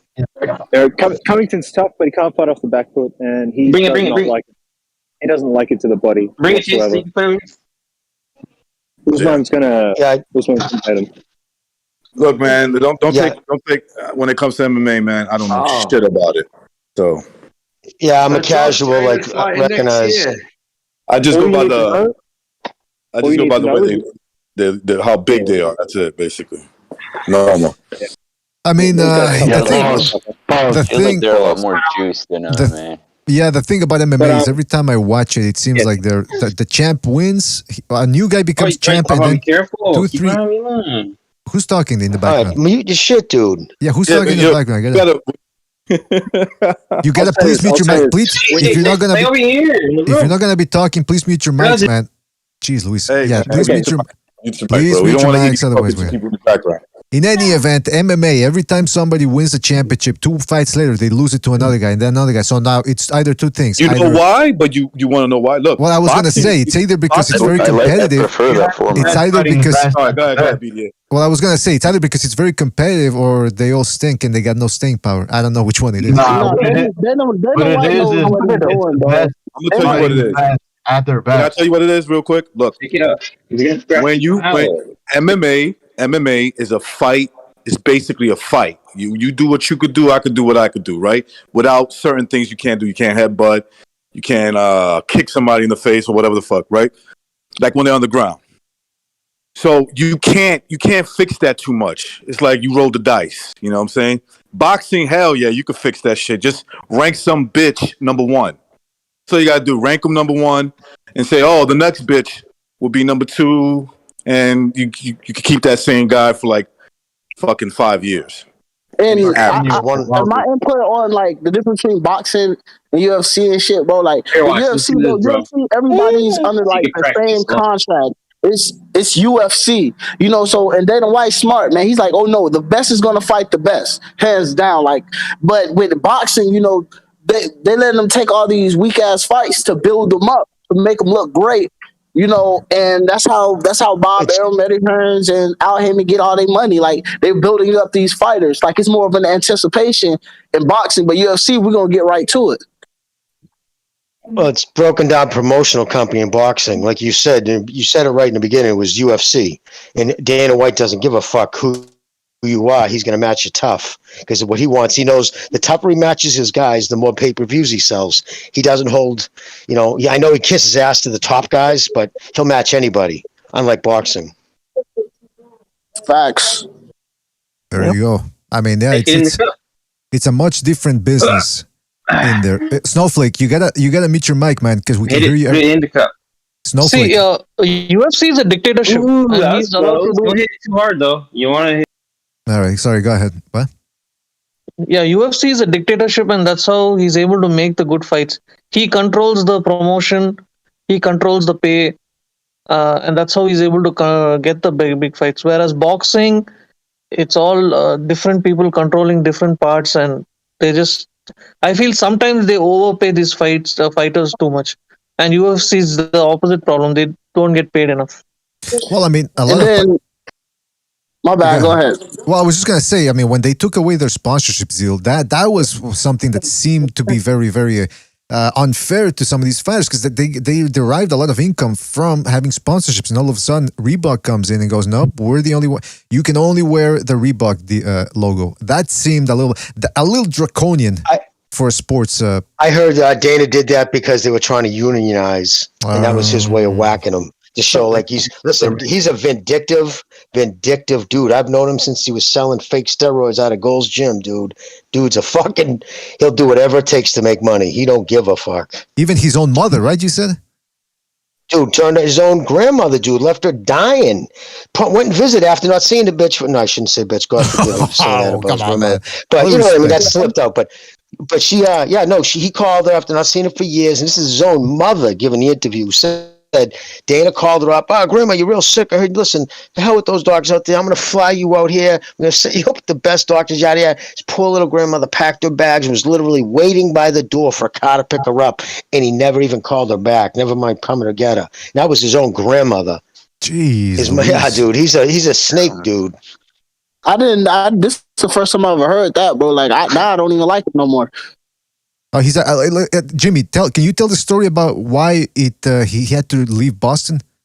The alleged story. Well, yeah. Listen, back in the day at South Boston, he used to work in South Boston. He used to sell memberships. You know, those dudes, you come in, they get $100 every membership they sold. No, that's what they used to do. You know, before there was a bunch of different gyms and it was expensive to go there and shit. But anyways, so that was his gig at this gym. But he also sold steroids. But because he had that.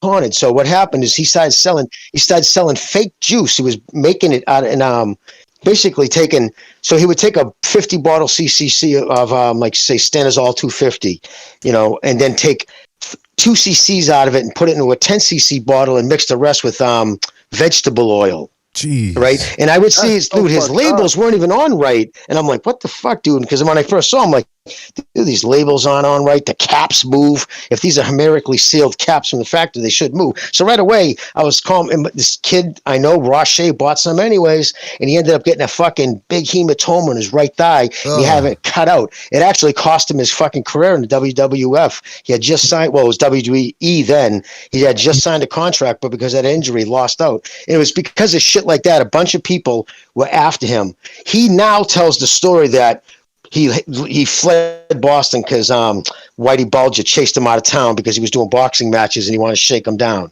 That is an absolute crock of shit. I just wanted to let that be said. Damn, bro. I'm good. Hey, yo, man, I would really like to thank you for putting me on that knowledge. I did not know nothing about this. That I just lost all respect for him because that's one drug I do cheaper. He had no money, dude. Oh, brother, you want to know how he got into the UFC? Check this out, dude. He went out. He was kind of born into middle class.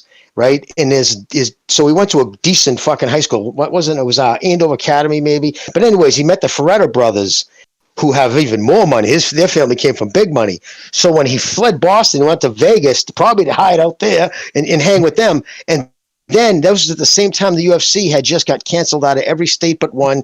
And he talked those guys into putting up $200,000 or $500,000, nothing for them. And they said, whatever, dude, and I'll run it. And if it makes money. So he didn't even put up any of his own money. That's how he weaseled his way into the UFC too. Jeez. So he said, I did not know that. So he's a hustler. I did not know that, man. Right. So Jimmy, he's a hustler then. Essentially, that's what. Oh it yeah, is. dude. It's his whole life. It's all he's been. I can't. No, because see, listen, nah, man. If you gotta do what you gotta do. But like, I just don't condone like when it comes to combat sports and steroids, and you selling fake steroids. I can't respect that at all, man. You feel me? Because people die. That was like Chief. That was way before he was involved in sports. This was years before the UFC was even around. Man, so like, he was doing that then. But my thing for me is the grandmother, dude. You do your own blood dirty like that. That's unforgivable, bro. Unforgivable. Unforgivable. And then I'm from the streets, you feel me? Like if you gotta sell to do your thing, do you, but don't sell no fucking fentanyl out here, bro. Like, bro, that's killing people, bro. Like you can't that's sickening to me. You know? Like I don't respect it at all. Yeah, if you're gonna do a low-level drug, do Flakka. At least you're gonna go out with a bang with that one. You're gonna be fucking no pain, attacking. Yeah, just breaking windshields. The thing what sucks, he had connection to real stuff too, dude. He was getting his hands on legitimate good shit. But like somebody buying a kilo of cocaine and stepping all over the fucking shit, he took that principle to steroids and just stepped all over his juice, dude. But didn't do it in a clean room. So all it takes is a piece of dust to land into that fucking oil. And you shoot it into your muscle. Dust isn't supposed to be in your muscle, and it gets infected. You know what I mean? And so it's a terrible thing. So how come he's still out there? How come nobody's gone after him then? Well, now he's got money, bodyguards. He's wealthy as a motherfucker. He sold his grandmother fake death. Home in Vegas. Hey, he sold his grandmother fake death. He what? Right. That's such an atrocious story. Fake Deca. He's talking about Deca Durabalin. But yeah, no, fucking, that's such a horrible story. Like, I wouldn't even believe it. It's so gross if it didn't come from his own mother's lips. And he never fucking counted it. He never came out and said, my mother's lying. He never said nothing. So you got to give it the story what it is, man. It sounds like it has legs. What did his mother say too about? You wouldn't have wanted. What did his mother say too about him? The wife treating his wife like dog shit. Right. And the ring girls. Banging girls. all the fucking. There's not a ring girl in the UFC he hasn't fucked, but she didn't say fucked. I think she said bedded. He treats his poor wife, who's a sweetheart. His wife is assaulted earth, his mother was saying, and he treats her like crap. There's not a ring girl in the UFC he hasn't bedded. Well, I mean, listen, I don't besmirch him for that. I mean, if he's got he's first comes the money, then the power, then the women. Yeah, taking up the ass. I'm still waiting to hear something bad about the guy. Well, he just has no loyalty. That whole grandma thing, bro. Like I can't never, man. I ain't gonna sit here and get all sentimental, but nah, fuck that nigga, bro. I don't fuck with him. You can tell, Chad, you can tell you like your grandmother, dude. You're getting pissed because you probably love your grandmother, and you couldn't even think about doing that to her. Exactly, dude. Right? Shout out to Mama Sure. There you go. Good for you, brother. Family's most important. Well, listen, trying to tell you. We've said it all. I'm surprised at how many more people came out and said that they believe Caleb Plant is going to win tomorrow. I guess at this point, all we can do is wait and see, man. Tomorrow night, we have the big fight. Watch the event, man. Watch the event. Anyone want to win, lose it? I'll say this, BDA. I like that there's people that believe in Plant. Mm-hmm. I don't think Plant's that bad of a person. I've been watching his interviews, and he's not far out there like I thought he was. Right? He's just, if I had to guess, he grew up in a pretty tough neighborhood. He was probably fucked with a little bit. Probably developed that personality from all that stuff, and he took it to boxing. Right? So that's where he probably knew how to fight already. He probably knew how to throw his hands. And they said maybe you should box, and excellent point. But I'm not picking them though. I wish I had. No, man. I'm gonna speak on behalf of it, man. Caleb Plant, he got enough people that's gonna love him, and he got more than enough people that's gonna hate him. And once he win this fight, it's gonna be one of the greatest moments of boxing, because I just can't wait for all the fanboys to come out and be like, oh, this is why he lost. It's gonna be beautiful. I just can't wait, man. I'm fiending for it. Pete, what was your official prediction? Say what? What was your official prediction? Peter. Gonna be the usual 7th round TKO. 7th round corner stoppage. Red-headed Mexican guy. All right. And So that ring's gonna be that ring's me gonna, and Pete- that ring's gonna be that ring's gonna be the size of a fucking baby crib. Hey, that's a good point. Yeah, they're gonna Yo, give. that'd be so fucked up. Oh my god, I didn't even put that into play. Like, how big is the ring, by the way? Oh, here we go, Chibi. No, I'm just asking questions. I'm just asking questions. I sense some doubt. I sense a little bit No, of no, doubt. no, that's a good question. no. Nothing but Black Air Force activity over here, bro. Like straight up, nothing but Black Air Force activity. I know my boy gonna win no matter how small it is. But now I just want to know, like, how big is the ring? That's all.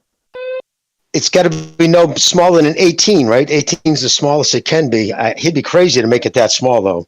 The smaller the ring, obviously, the more beneficial it is to Canelo. Against Saunders, they gave him the bigger ring that he wanted, and he's Yeah, still 22 feet. Fucking, after a push 22. and pull and a big standoff, yeah. You'll see. Well, I Sorry, gotta Chief. tell you, man, this turned into a fight that was at the beginning when it was announced, very few people were interested in it. Now all of a sudden, everyone's looking forward to it. That's the power of boxing. I dare say that's the power of Black Air Force energy, man. That's what gets people pumped up, man.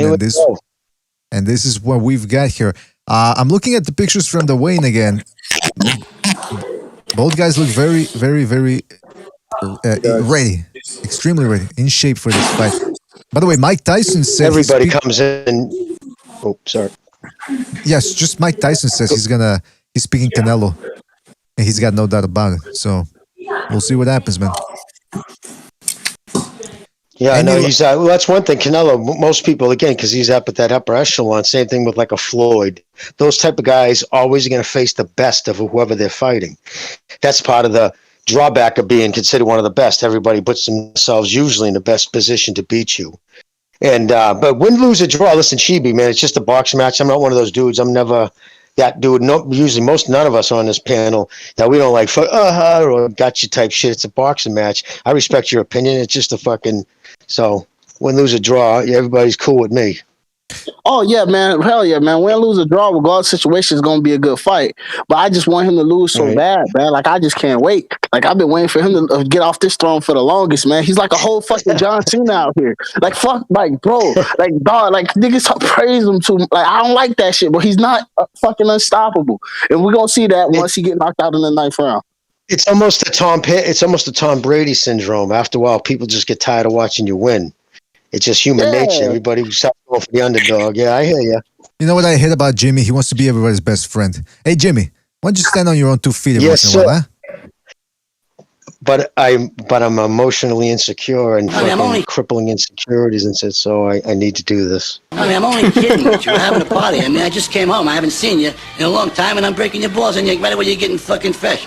Yeah, I'm just kidding around, Jimmy. I'm just kidding. Yeah, you get a little fresh, man. All right, well, listen. Hey, just a little bit. We're probably going to be back on Sunday after the fight. So anybody wants to call in, you can call in after the fight, and, we'll see what happens. Either you might be gloating or you might be taking shit from people in the chat room. You never know, man. Yeah, I'm sorry. Go ahead, do your thing, man. I can just sense, bro, like if my dog did lose, bro, like everybody gonna be like, where Chibi at? Like, man, I swear to God, bro. Shit, just go ahead, though. Go ahead. Yeah, you're gonna show up. You called in. I'm showing up. We did have that one dude before the Wilder Fury fight he was in the Discord all the time. He was calling in. He was in these panels. He was saying Wilder was gonna win. I think it was at Hose and Waffles, dude. And what happened after the fight? Never heard from him again. But Chuba did call back though. He did pick Wilder, but he did call back in. I gotta give props to Chibi, but all these other guys picking Caleb Plant, I just hope they come back. Yeah, well, I mean, listen, there was one dude, 2 or 3 fellas in the comment section when we were talking about Usyk versus Joshua, and I was doing film analysis live. We were doing film analysis live, and there were 2 or 3 guys in the comment section going, "Ha ha ha! Are you gonna go live when Joshua beats the crap out of Usyk?" Blah blah blah blah blah. And then when Usyk beat him, I think I only saw 2 of the 3 come in.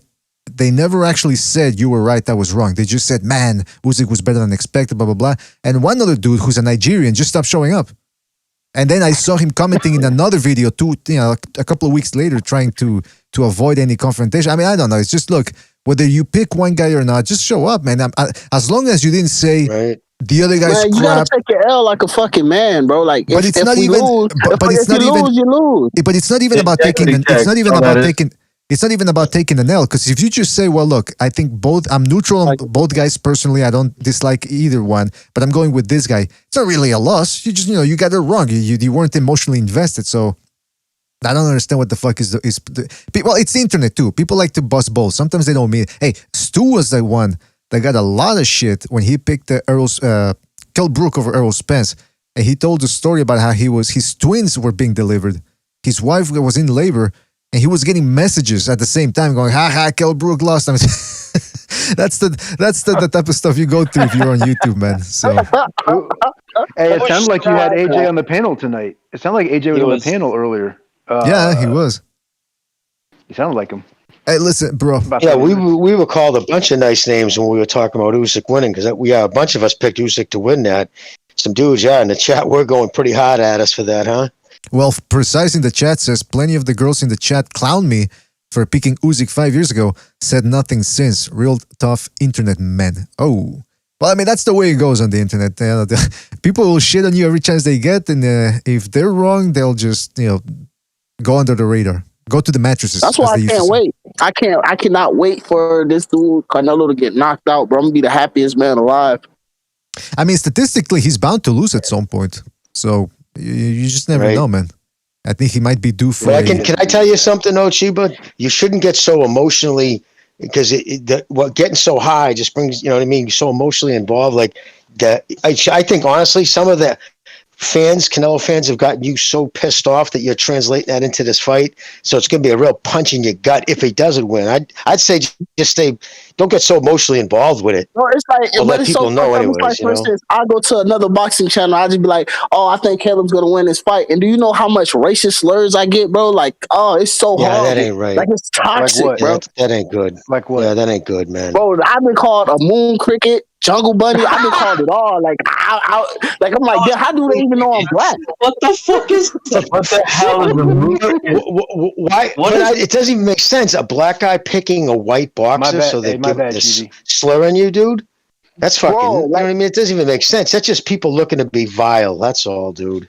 Oh, it's toxic, bro. I'm trying to tell you. Maybe every Canelo fan that's in this chat right here, right now, is not toxic. Maybe so. But I'm trying to tell you, the Canelo fan base is the most toxic fan base I ever seen, bro. Like, it's like I can't even comment, bro. If I comment Caleb for the win, I'm getting nothing but hatred. About 45 messages on, oh yeah, you just don't want to see a Mexican winning, or this and that. I'm like, bro, like I can't. I just go for the other boxer, bro. Like I have to. Like, is this demand? Do I? Is it demand? Like, is this forced upon me? Do I have to go for this guy? No, I'm not. Just tell him you like the underdog. Just say you like to vote for the underdog, man. You always pull for the underdog. That's all. Well, by the way, when Chivi said that he was called all sorts of names, Pete goes, "I'm sorry about that." It's like he was the one. He was the one calling him all those names in the chat. Well, listen, we gotta go. Want to thank everybody that was on the panel. Everyone that joined in. It was a very fun show. If we all agreed on the outcome of a fight, then it would get pretty stale real quick. So I want to thank each and every one of you for coming on. It was a lot of fun. And that's about it, man. Everyone that contributed with the super chat too. Shout out to you guys. You know who you are. Don't forget to check out the shows on iTunes, Spreaker, and Spotify. You can check them out there at your own leisure. Shout out to Rapax Trucker Division who joined the BDA membership program. And that's about it. Now, listen, fellas, you can stay here on this chat, but just remember that it's a public chat room, so anybody can jump in and out. So if you're going to start, throwing out racial epithets or whatever, just be forewarned. Anybody can jump in. Other than that, BDA, can I just say too, BDA, 100 and fucking right now, well, it was only 73 likes is abysmal, man. A lot of people can't push the fucking like button. That sucks. Well, yeah, please hit the like button. Just hit a button. Hit the like button on the way out, fellas. Really helps us out. Really hit helps that us like out. button, man. Come on, man. Like, we gave you a show, man. You feel me? We had people, bro. It was very controversial. It was spicy. Like, bro, just hit the fucking like button. It ain't that hard, bro. Oh, for sure. I got that. Absolutely, man. All right, so listen, we're going to go. Shout out to everybody again who dropped by, everybody who commented. Everybody in the chat room, Black Lomachenko, Floyd972, Travis the Chimp, Apology Man, Edwin Castillo, Johnny Blaze, Separokua, Felipe Percha, shout out to Felipe Percha, Overhand, Precise, K-Nut, that is, Sergeant, Julio Cesar Martinez, TWSUF1, Gorilla Grip, Rhino Punch, who else was here? DJ Big Leg, you guys know who you are. Thank you for being on. Thank you for listening. Hope you guys enjoyed it. Hit the like button the way out. Subscribe if you haven't done so already.